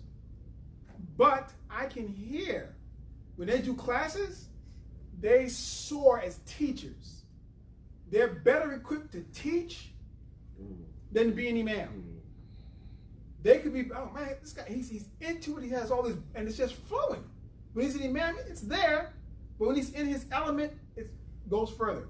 Like you said, even being happy about being a father or something like that, when they get into their position, what you really wanted to do, what Allah blessed you with the talent to do, if we would explain to our young people more of that, what do you really want, something like we said earlier about the wife, what do you really like in a woman? Instead of, Kitty, you should know, what do you really like? Once he or she gets that, and well, I'm talking about the men, so once he gets that and is allowed to be what they want, what Allah bless them to be, if the talent to help the community, that would further it on. Let the people be what they're designed to be. Instead of telling them, I mean, okay, we need certain people, but Allah will bless us with those people too. But if your talent is, like you said, carpentry, and you're trying to gear the guy towards security, no. Let the well, how much money do you need to be at ABCD? And like he said, my sister brings this up a lot. Well, the subject may come up, we get a chance to jump into polygamy, but I got it because it's there. There's not enough people that have talent and money and tradesmanship. I know some to do it. That will get young people and say, hey, come here. Who needs a job to be intern with? So that, like you said, by the time it comes time to get married, I got my money because I got a trade, whatever it is. Even if I'm in a business, I need help doing ABCD. I'll hire you to do that. Most do not do that. We think about it, but most also go for. I'm looking at these places that have African American fronts. I say fronts. You own it. Why are you hiring Mexicans? You're black Muslims. I've seen black Muslims. What are you hiring a Mexican for?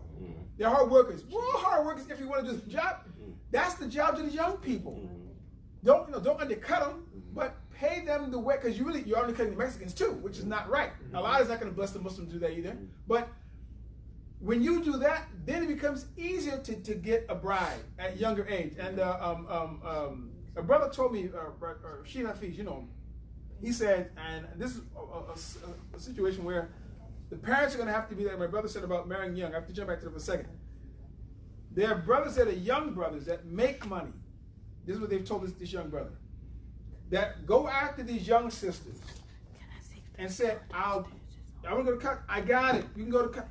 They'll compromise with them and all that. But the parents tell them, no, my daughter must have the 3 to 4 to 5, and then she'll come back.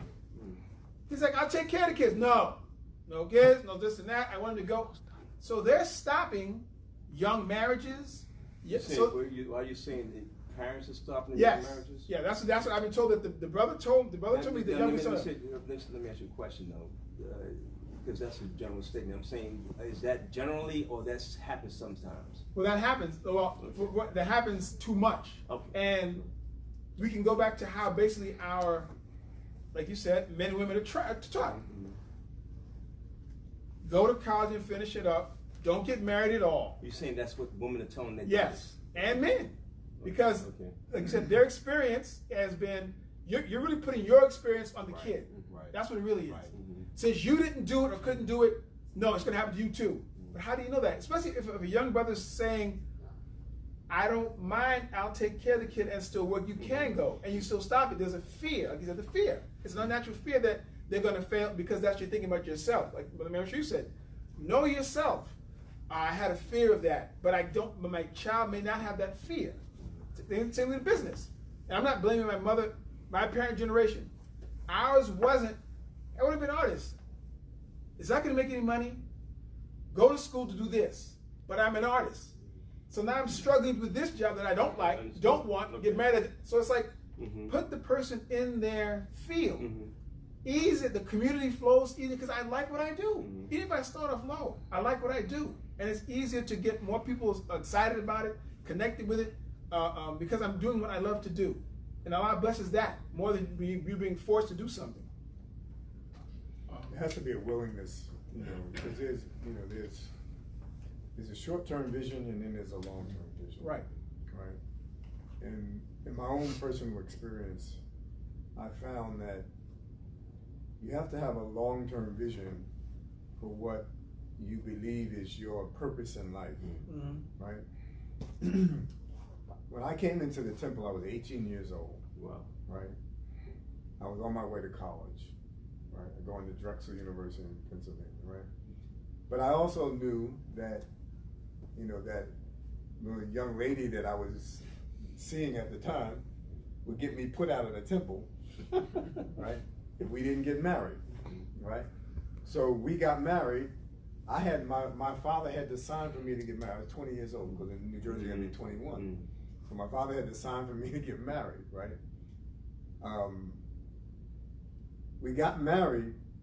I continued, because when you get married, of course, you take on responsibility.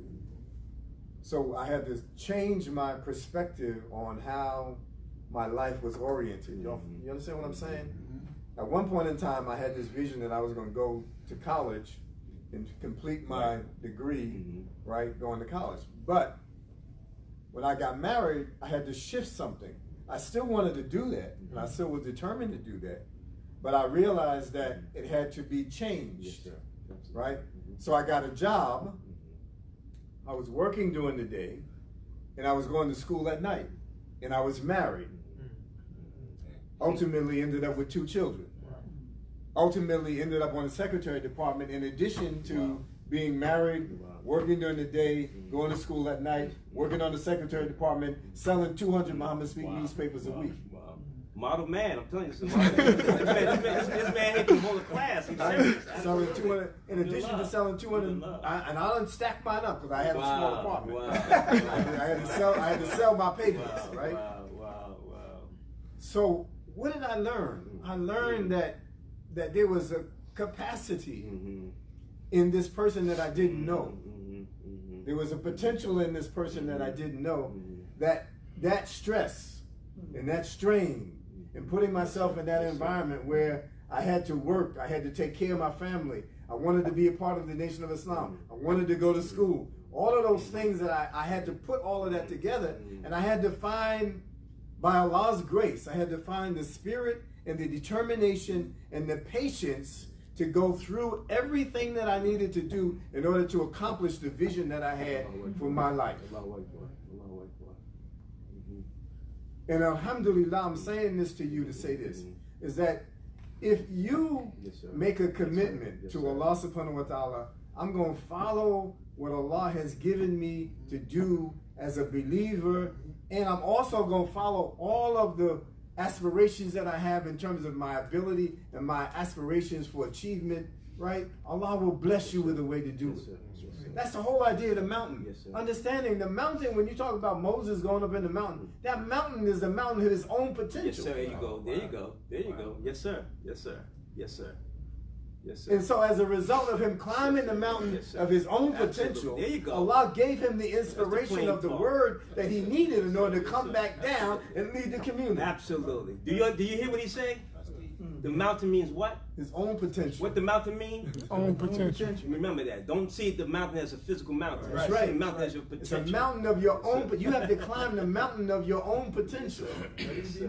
And when you come up to the height of that mountain, Allah will bless you with his word of guidance, and then you come back down, and you're not only able to lead yourself, you're able to lead others as well. Takbir. Allahu Akbar. Takbir. Allahu Akbar. Takbir. Allahu Akbar. Allahu Akbar. But you got to come back down. You know, I just The brother had his hand up for a long time. sound like. First of all, I want to commend y'all too for having, you want to call it a workshop or whatever, you know, definitely the gathering. And the Imam, you know, me and a couple other brothers, we were on the Shura board and we, you know, go to the masjid, and the questions would come up about trying to get a wife and trying to do so forth, so on. And everything we touched on is relevant, especially as a people, you know what I'm saying? As black people in particular, with slavery and all the other things that, the ramifications of it, because there's a lot of baggage that we still carry from that. And I'm talking first and foremost for myself, and everything happens for a reason, I believe that. And the brother talking about being an electrician, I'm an electrician by trade. Oh, you know, 15 years license, wow, right, have my own business, so forth and so on. At the same time, there's a lot of stuff as a direct result of everything that led us up to this point that keeps us disenfranchised. That doesn't mean that you just throw the towel in, but we always got to go that extra mile. And everybody touched on it. You talked about slavery, you talked about how we hide behind our own vices, you know, trying to, I guess, shortchange responsibility. Been married, divorced. As a result of slavery, in the first marriage, this woman came with some kids, you know, who was my kids too, because we got married. But she was extra hard on the female, but let the boys do anything that she wanted. And I don't know if you noticed, that happens a lot in our community, whether it be overprotective of the male because of what took place back in the day in slavery, and but it pulls the rug from underneath the male. I have guys say, "Oh, give me a job, this, that, and the other, and so forth," and some of them forget that they got to actually show up and go to work every day. Every day, yeah, you know, the lady took off from work, and you home talking about, "Oh, it's raining now," or something like that. I'm not being, you know, funny. I'm just using it as an example, because like you said, commitment. Once you make that commitment, then you got to follow through. Right. It's like the GPS. You know, you say you go up to the mountain and it gives you the potential in self. But if you follow the Creator, then you gotta follow the Creator, not go by your own understanding. I always use it as a GPS. I was on 280, and I'm looking, I'm saying, what the heck the GPS talking about? Here's 280 right here. So I made the left, and it put me on Friesenheisen Road or something, the one that runs parallel to 280, and it turned back into Newark. If I'd have went one block like the GPS told me and made the left, it would have put me on the acceleration lane, and I'd have been on 280. So sometimes we gotta stay fast and like be in order to be a leader, you gotta be a follower. And so the Imam Masjid Al-Imam in Jersey City, so the Imam was saying, well, me and a couple of brothers after this was doing, after Jumar was at the Masjid, and we was talking about how in our mind, me and another brother was talking about how we can put the Muslima on this high pedestal because we used to go into a female just to have sex or whatever the case may be, and fear of marriage or so forth and so on. Then we'll say, well, why can't I get a wife? Well, some of that is I know I have to do work myself, you know what I mean, and dean to honor myself and follow the guidance and the teachings. And then Allah will probably place that female right there for me. Because I can't want to have that Muslim and want her to be the woman that I want her to be. I got to have somebody that compliment me and I compliment her. But in short, to wind it down, I mean, when we have these type of meetings, for example, we have contractor meetings. You're talking about the carpenter, this and that, and these are called disciplines. And disciplines means that you gotta feed the switch the load, neutral to load. It's some electrical terms. And electricity being a beautiful gift from the Creator, these are this is energy. Electricity is energy.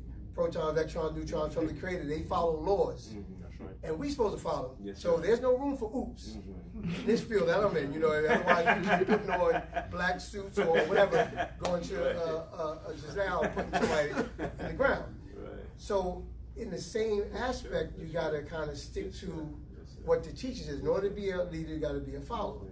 So we had those meetings, and we were talking about how could we work in the community. So in Jersey City, because there's a lot of gentrification going on. You talked about Harlem. I remember Magic Johnson was up there saying, look, man, come on, let's pull some resources together because they're buying up all of these buildings and so forth and so on. He built the theater and all that. And now Harlem, some of those black businesses are now actually owned by white people. Absolutely right. They still got the black name and the black people working in there, but they're actually owned, that entrepreneurship now is owned by somebody else. So when we got together with all these contractors, we said we want to make a machine. We want to know how to get the performance bonds, all of the back stuff, because you know there's a lot of stuff that going on with development and contracting and stuff like that, and recognizing your place. Yes, sir. You can be a tradesman, then you can be a developer. That's right. It's different. People That's have right. different Absolutely. areas, and somebody talked about it, because that person who's a builder, he knows how to delegate. He knows how to see. Like somebody talked about how the Jews can spot who has the potential to do what. And when you spot that, you just give them a little nudge, show them the glass, like the original teachings, you know, Elijah Muhammad, water, dirty, and clean, and give them that little nudge, and then let matters take their course. So when all of us got together, as soon as we got the wheels going, we would not stay the course. Like the GPS, soon as they whoever they are, wave a little job, now we want to jump to that job. We just forgot about we was organizing so that we can get our own jobs. Right now I'm working with the Assemblywoman in Jersey City, and I shut it down to something like you saw, that's why I gave you my card. We're trying to work on an entrepreneur program. There's a general contractor, me as an electrician, even if we get 4 or 5 people, she's gonna get the money from the state to get a little course going. That's beautiful. But Excellent. it all starts with getting the people that's not going to fall out once it Absolutely. gets tough. Because you can say you want something, Absolutely right. but there's a lot of math involved. There's a lot of studying. Yes. So yeah, it's a lot of angles that we got to deal with, and it's a lot of stuff. And it won't be solved overnight. Because if it did, there's a lot of scholars who talked about all this stuff before. But you're on the right track. It's a lot, you You're know. on the right track. Once that fire is kindled, man, Yes, sir. it's a beautiful thing. And then it's just sir. a matter of keeping it going. Yes, sir. May Allah bless you. And making it happen. Because then when we leave, and the Share Time Whisper, they're like, all right, we'll try that next time, and it never develops, never manifests anything. And this is that light at the top of the mountain. This is that fire Exactly. right here. This is that Exactly. fire. This is the- And this is keeping it going. This is Exactly. the fire right here. Exactly. Keeping it going, because you know you can start off something little, but it's like what the brother was saying. You know, he was saying something earlier. You got to just, you know, you just got to keep it going. It's once you start, like this is very interesting. I like it. You know, I took a, you know, how did I know about it? Imam W D Sharif yesterday. It was all funny yesterday. The whole thing was funny yesterday. You know, I was a part of Masjid Haq for 27 years. You know what I'm saying? You know, just like basketball teams. You know, you on a basketball team, you see a lot of us who watch sports. And I used to wonder, you know, where's the loyalty, this, that, and the other. Well, I've been a part of this Masjid for 27 years, but this is the thing. Sometimes you get to a point in their career, they change teams. You know, they change teams. He said, well, I'm tired of this team. You know what I'm saying? I want to go another direction. Right. Sometimes it'd be like, well, anyway, I was at that brother Masjid yesterday, and I was, you know, listening. But prior to me going there, Sharon Shadeen called me and asked me what I was doing or whatever. And then he asked me what Masjid. I said, well, today I'm gonna go to brother Waleddin Sharif. I'm going over there to hit a football, right? And he said, okay, I'll meet you over there. I walked in, I was late because I was working. I got my own little business, strap metal. I do strap metal. And before that, I was doing tractor-trailer for 17 years. And I just got tired of working for people, going all over here, Iowa, and all these places. I got tired of that. I just wanted to do my own thing. Now I can take a nap when I want to.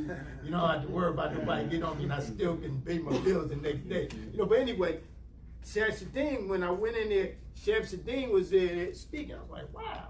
He ain't never tell me he was speaking. He just said he's going to be there. And I walked in, he was speaking. But I kind of lost my train of thought. You were saying about how you found out about the program. It's his program, right? Yeah. You just gotta, basically, like the brother said, you kept the fire, and that's what I saw. When he said that, I saw this is at that fire, and you just gotta keep it going. You gotta keep it going. And I'm at this point today, and I said this in the school bar, right? And that was an honor and a privilege to be able to get at there, because I was away at one time after 27 years of being home. That was my first time ever speaking to many people. You know what I'm saying? I know what leadership positions is because I had a bunch of them. I know what it is to delegate it. I know what it is to have a system. I know what it is to stay on top of people and be stern sometimes because you got to, because if you don't, if you waver, everything you allow stuff to come in, and then once it come in and you just keep allowing, then it's going to be hard to get it back. Later on, you want to get it back, but you shouldn't have never allowed it. Sometimes some things that you can't compromise with, because once you don't allow it to come in, the permissiveness that doing what you want to do, and you don't never address it because you don't want to hurt no feelings, it get out of control. It get out of control, and then now you want to bring it back. You done waited too long, and I'll tell you something. This is the leadership. We have to learn how to speak from the low level to the high level. You can't just be in there and just speak. You look at the nation, right? You look at it, because that's our reference, because a lot of us come from that. You look at that, right? There was all ages, and it attracted youth. Now you look at Farrakhan, he's a very talented dude. I was listening to him yesterday, right? I'm looking at this audience he got. You know what I'm saying? This audience, and like that. At the end of it, when it's all said and done, Allah gonna deal with whatever. You know what I'm saying? I'm gonna let Allah deal with that. Because Allah, Prophet Muhammad said in the Hadith, 40 Hadith, he said, if men was given according to their claims, some men will claim the lives of other men. You know what I'm saying? Because some people be wanting to kill somebody or just take them out. That's how we is as human beings sometimes. Those who just allow our lower nature just to take over. But anyway, that's the thing. You got to be able to appeal to the people on the lower level too, the younger people, as well as the older people. So when you speak and your speech is organized and you're trying to deal with a certain point, you stay on that point and you come with reference from here, you come from reference, you paint a picture, you might be dramatic, whatever you got to do to paint that picture, so when it's done, you didn't just give them bread, you gave them some meat. You know what I'm saying? Remember, the industry has to basically leave. And it's 4 o'clock. Actually, it's 4:12. So we won't do it. Yeah, it's over for at 4:30. We're at 5 o'clock, but we want to, get out of it by the things at the 4:30. But anyway, I think we should at least touch on it because it's going to be. Again, this is not going to be the end of this. So, but in between that, we're still trying to work on the social with everybody before that. But this is definitely needed every month. But inshallah, we work it out ourselves. So one brother said every week on here. If you got the money in the facility, we'll do it every week. But I can set up a virtual chat. What we're gonna do though, because I know he's interested in this, and we'll talk about how perhaps we can facilitate. We're not owning excuse myself. Oh yes, sir, absolutely, yes, sir, yes, sir. You actually one thing about what's next time? We're gonna do but we'll wait till next time. He got out of the. Good. Also, just so that we know, and that the audience knows, we are getting information from one of the brothers that attended this meeting, this discussion. That's all I want to call it, discussion, because that is and was the intentions of this meeting, was to network. Right. That's, we don't want to just be around sitting here and talking and just say yapping, but really do something productive. And whenever you get a good number of people, they themselves should initiate connections. Like if I know there's an artist in here, I'm looking for a graphic. I love illustration, so I'm like, oh, you draw, but what type of illustration do you do? What type of writing do you do? So I'll get that person's number. You don't have to wait for facilitators. Just if you meet somebody in the meantime, you hear something that interests you, go to that brother, make those connections. But we'll try to have we are passing around a sheet where brother here, Nail Salahuddin said, please contact me about doing a youth panel on these topics. Okay, he's in. How we get this? I know. Okay, I know. Yeah, I got it. Okay, yeah, we'll get information. Well, we have. Sorry, go ahead, sir. I'm sorry. I just wanted to piggyback off of what you said, and that's so perfect what you said. A lot of guys of my age and younger than me was so prideful. The reason why I haven't been in the masjid since I was about these guys' age. I used to go to masjid. What's the masjid? Masjid Wari, in Urban Al-Ha, in Irvington. And my father always had me in a masjid, but you know, my father never shoved Islam down my throat. You know, at a certain age, a man gonna do what he wanna do. I introduce you to it, you know, and it's by the grace of God that I'm back into, you know, and I need to go back because, you know, masjid isn't just the Juma, you know, you're networking with people. You start to see that there's other people in your situations as well, you know. And the reason why a lot of men don't go because they just feel, oh, it's not for me, or they prideful. You can't tell black men nothing nowadays, you know. So it's imperative that we, you know, this information gets out. It's very important. We definitely, I mean, just from the response from the audience, I mean, that was always our intention. But it's just it's encouraging to hear the desire from the audience, you know. Yes. Well, again, 15 minutes. I'm sorry. Yes, sir. I would like to mention just about we have so many good things that we do in our community.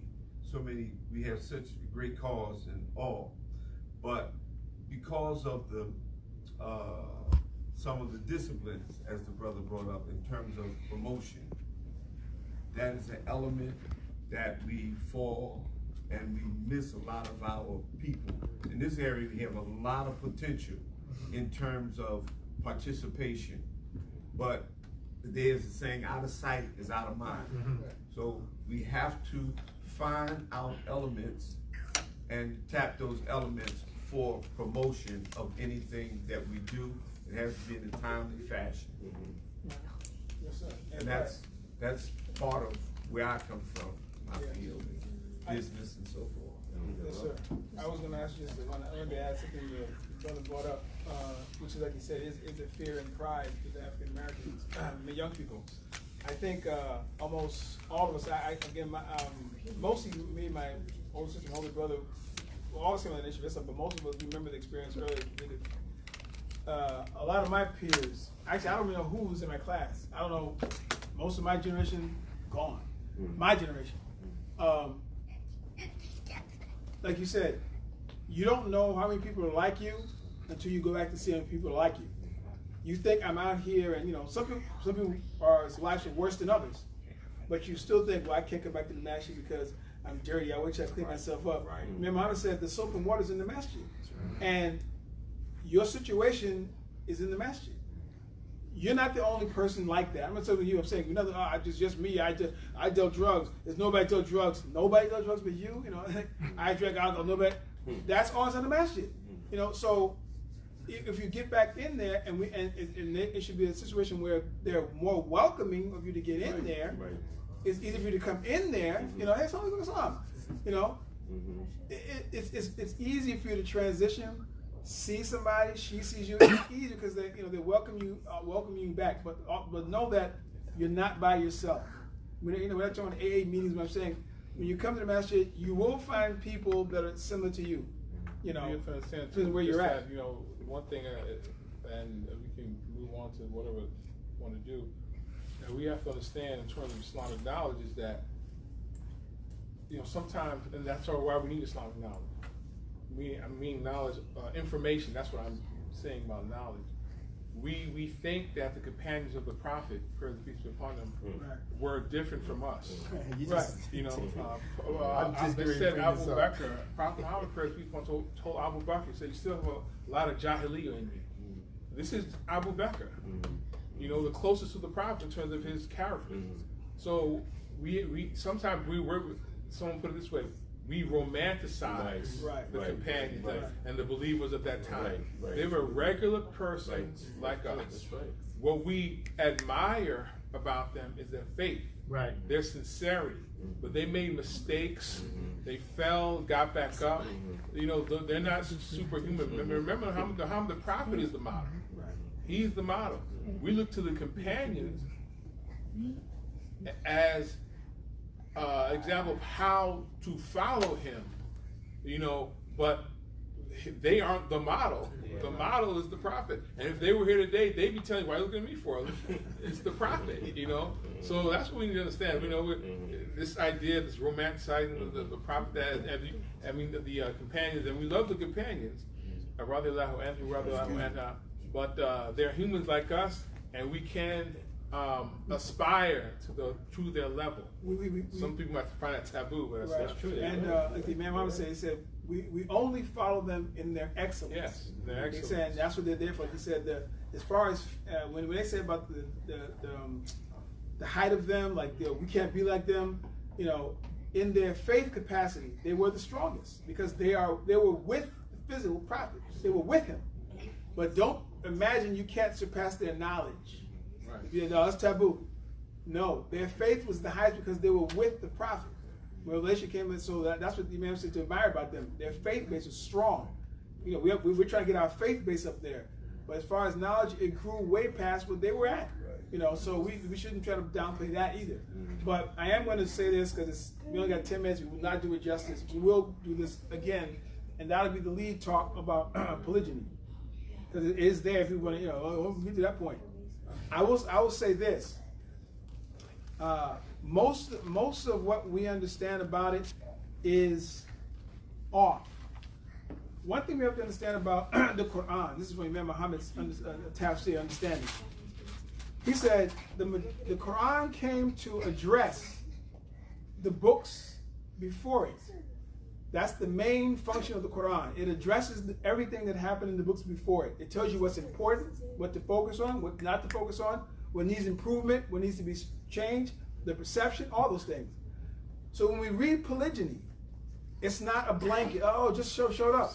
If we're reading about it, it's addressing something that happened before. Al-Fatiha, why is it the opening? Why is it called the opening?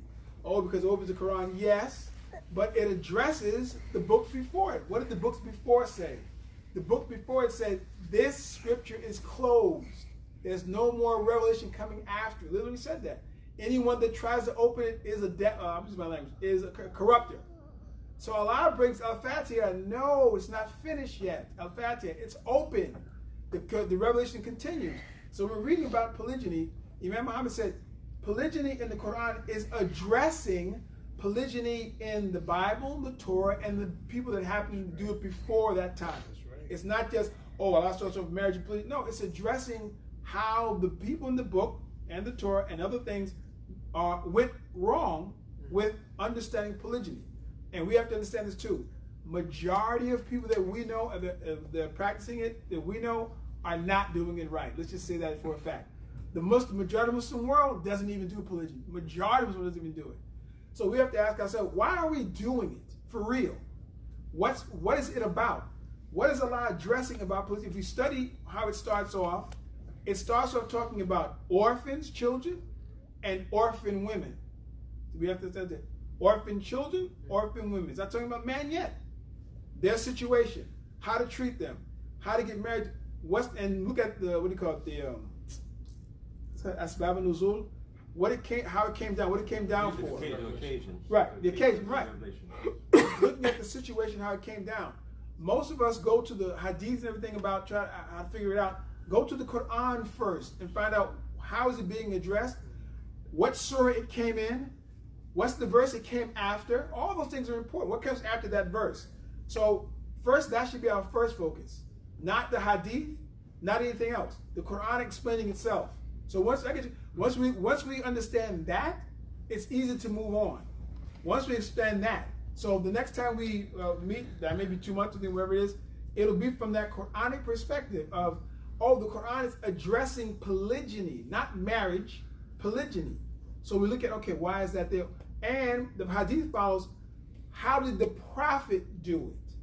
Not the companions, not me and you, not before. How and why and when? Because polygyny was going on when he married Khadijah. It was going. So why did he wait until? Let's look at that. All those things in the line in the logic. Not that I need for what? Why? What's the purpose and point? So if we're looking at it the next time, which, like I said, whoever comes up with the idea, someone says, "Hey, I would have it here." Okay, we'll go there and do it. We'll talk on these subjects, more youth. But we want to start with that because that is a very serious, sensitive, uneducated topic about which we're always talking about, polygyny. So, if you have any questions or statements about it, yes. Yeah, two things. One, I want to know, no, let me go with this one before I forget. First thing is, when he was talking about, getting spots, I think we should use the masjids. Find out, what I'm saying, why pay for these spots? Yes. Take them to take the same subject, whether you're going to do it quarterly, or every 4 months, or every other month, or every month once, because you don't want to, because there's so much stuff going on. But now, use the masjids, because they're empty as it is, right? I'm empty as it is. Use them, you know what I'm saying? Sir. Now, the other thing is, I wanted to ask you a question. This the beginning of this here, right? All right. When whoever amongst y'all started it, did you have like subjects you was gonna do each time? Because even with this subject that we dealing with today, why are men, Muslim men and women not married? Going on years and not get married. And we brought up different reasons and different, like that there, we were trying to bring some solutions, everybody coming with what they, understanding is to try to, deal with that.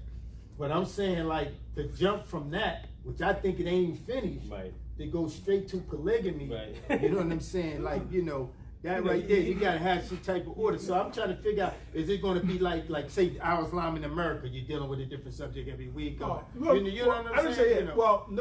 Because it's on the flyer. The reason we put it on there because it's an issue with, believe me, it's a huge issue with us in marriage. And that's why I said, when you address polygyny, know why Allah is addressing it. Because we think it is the first level of marriage. That's our first thing. And I'm saying, that's why I said most Muslim countries don't do it. Very few do it. But it seems to be a very huge topic with poor, uneducated, ignorant African Americans. That we think that's our first big move. Because, like you said, like Drew said, most of us are really acting out of how we were before we became educated in religion. I want 4 wives. When did the Prophet, see what I'm saying? So it's partly because it's going to come up, because it comes up over and over again, like the brother said about the mahar. That comes up with the sisters after 15,000, 30. I got that. How you? There's a brother that said, here's what I'm thinking about mahar. We've been taught that a sister that's a virgin can ask for $50,000, but someone that's not can't ask for that. We think it's going into chastity. Well, I doesn't say that in the Quran about you can't ask for. She could have been I was exaggerating. She could have been a prostitute, became a Muslim. If she wants to rich guy wants $50,000, okay. There's no she does have to be chaste and all stuff. There's not in there, but that's a big problem we have. This going on, right? Yeah, big. It's huge. I mean, it sounds small, but it's huge. But the mahar and polygyny. I'm saying this, like I'm listening to you, the right? Mahar and polygyny, I'm in the community, I'm active, and I'm like, I don't hear this, you know what I'm saying? A lot of it's on social media. I say this. A lot of it's on social media. I'd like to add to what you're saying in terms of the prerogative, and I think and polygymy. I don't see that really being a big issue in our association.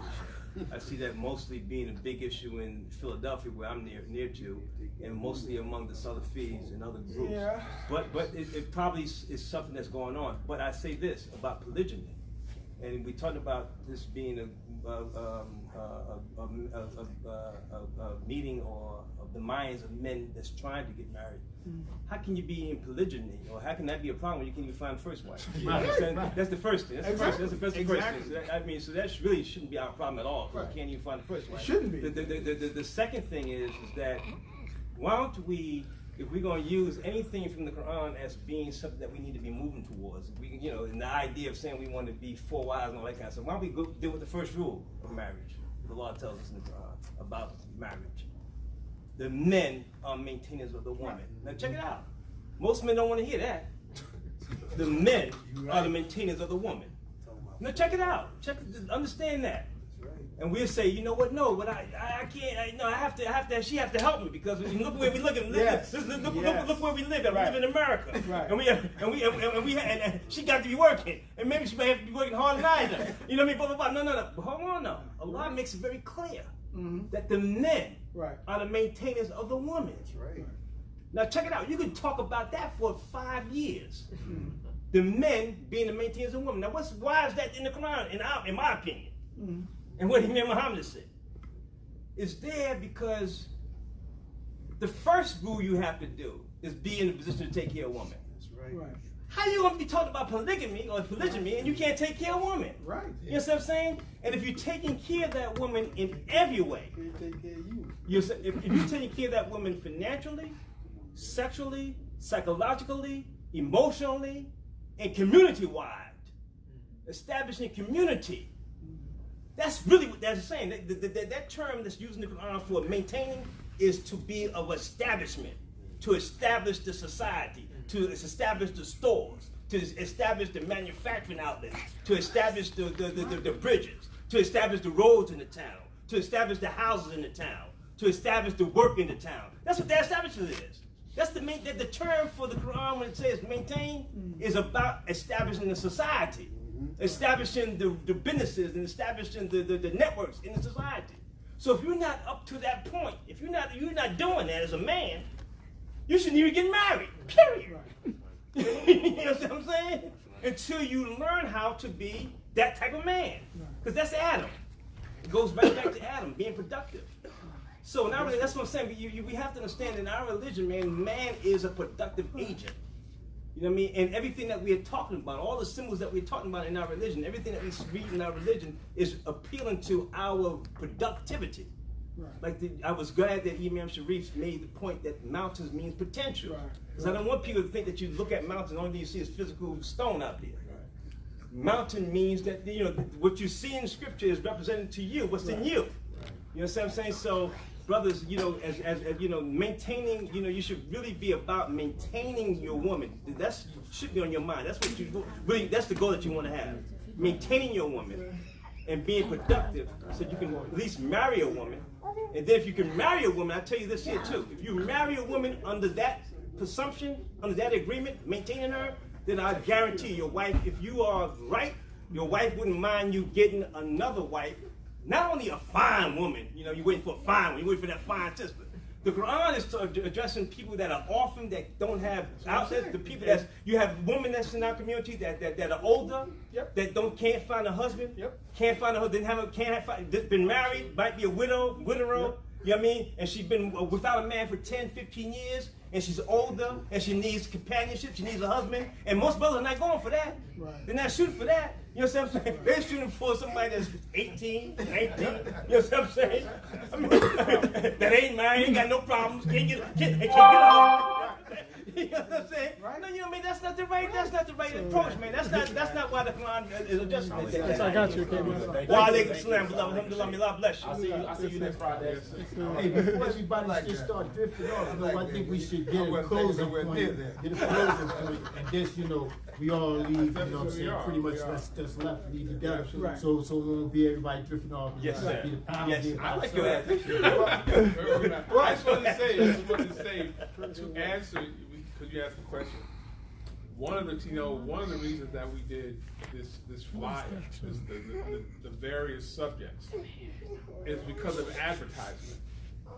We knew we wouldn't be able to get conclusions on all these topics. Right. I never even seen that. But that was on Facebook. It's because it was to draw the brothers in, because the brothers have different interests. Right. So if we put one topic, it's like nice, right. But if we wanted to get a variety of brothers in here, and you knew you were gonna get them on that one. Yeah, exactly. So in the future we will be more specific with one or maybe two topics to address, and then come to conclusion. And we have to understand, none of these discussions will we have the end-all solution, right? But we will, inshallah, have something that at least when you listen to it, those participating can have something to walk away with. And what we're hoping is that, one of the things that I wanted to mention was that what I would like to see, I would like to see from this congregation and other brothers who participate, is to have a situation where people will take up on their own, yes, sir, different topics and literally have like a pamphlet or something, literature on the subject that would be beneficial to somebody that we can have in our masajid, because we need the community. We need brothers who are, maybe someone comes up with an idea. Here's our link or something for brothers looking for work. You know, that can be advertised from this group. You know, so that's. You want to say? Assalamu alaikum. I'm going to leave. It's us the meter running out. I'm going to do $2. But you are going to stay in touch with the next discussion, right? Thank you so much for your participation. Can I just throw one thing out for you, sorry? I just want to say this here. You know, I'm looking at this. I'm looking at how, you know, I pay attention very well. I'm looking at how this is. I think it's about to blow up. Now that scale, I hope y'all can handle it, man. You know what I'm saying? You got to do your homework. You got to do your homework, you know what I'm saying? Because when it start getting, you know, packed up in here, you know, jokers are looking for them answers. You're going to have different Muslims. They're going to looking for the answer come. You know, you can't just quote this person, quote, you better, whatever they said, I'll give you one like one Imam said, right? He said this. Don't quote what I say unless you know where I got it from. You understand what I'm saying? See, he coming as a Muslim, he got it from somewhere. Right. If you just quoting it, right, you know, from him because he's wise and because of what he did or whatever, then you're not going to be able to get the people like that, because you have to have something where it comes from Quran and the Sunnah, where he got it, where he came up with that idea from. You see what I'm saying? Because you can't just come up with stuff and then they don't have no connection to the religion. Right. That's all I just want to say. That's a very good point.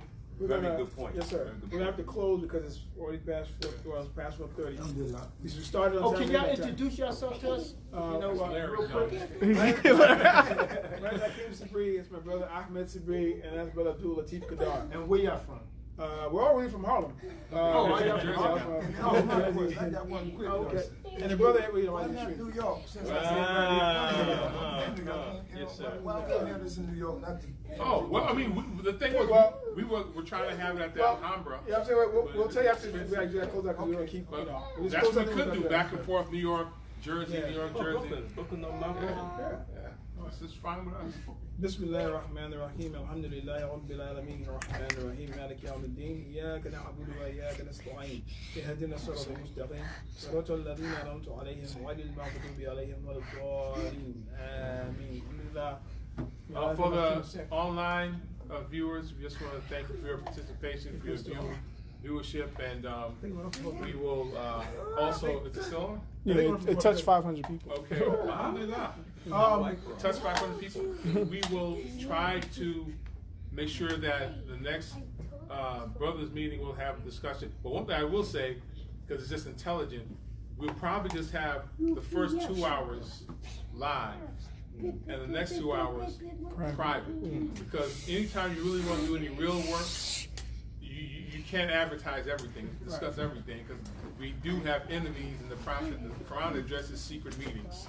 You know, most of them are for bad, but if you have good intentions and Allah blesses those people, then those are the ones that are going to be successful. So I just wanted to note that. I just want to end with, again, the purpose of this meeting, the men's meeting we started, is really a continuation of what my sister and I started with the Black Muslim getting married. The whole focus is getting married. It's not about anything. This it can branch off to some other things, but we're talking about what's the best way to get Muslim African American men marry. Because that's the foundation Right. of So all of y'all everything living else in Harlem we're right trying now? to do. Yeah. No. I live in Harlem, he lives in Bronx. That's all right, bro.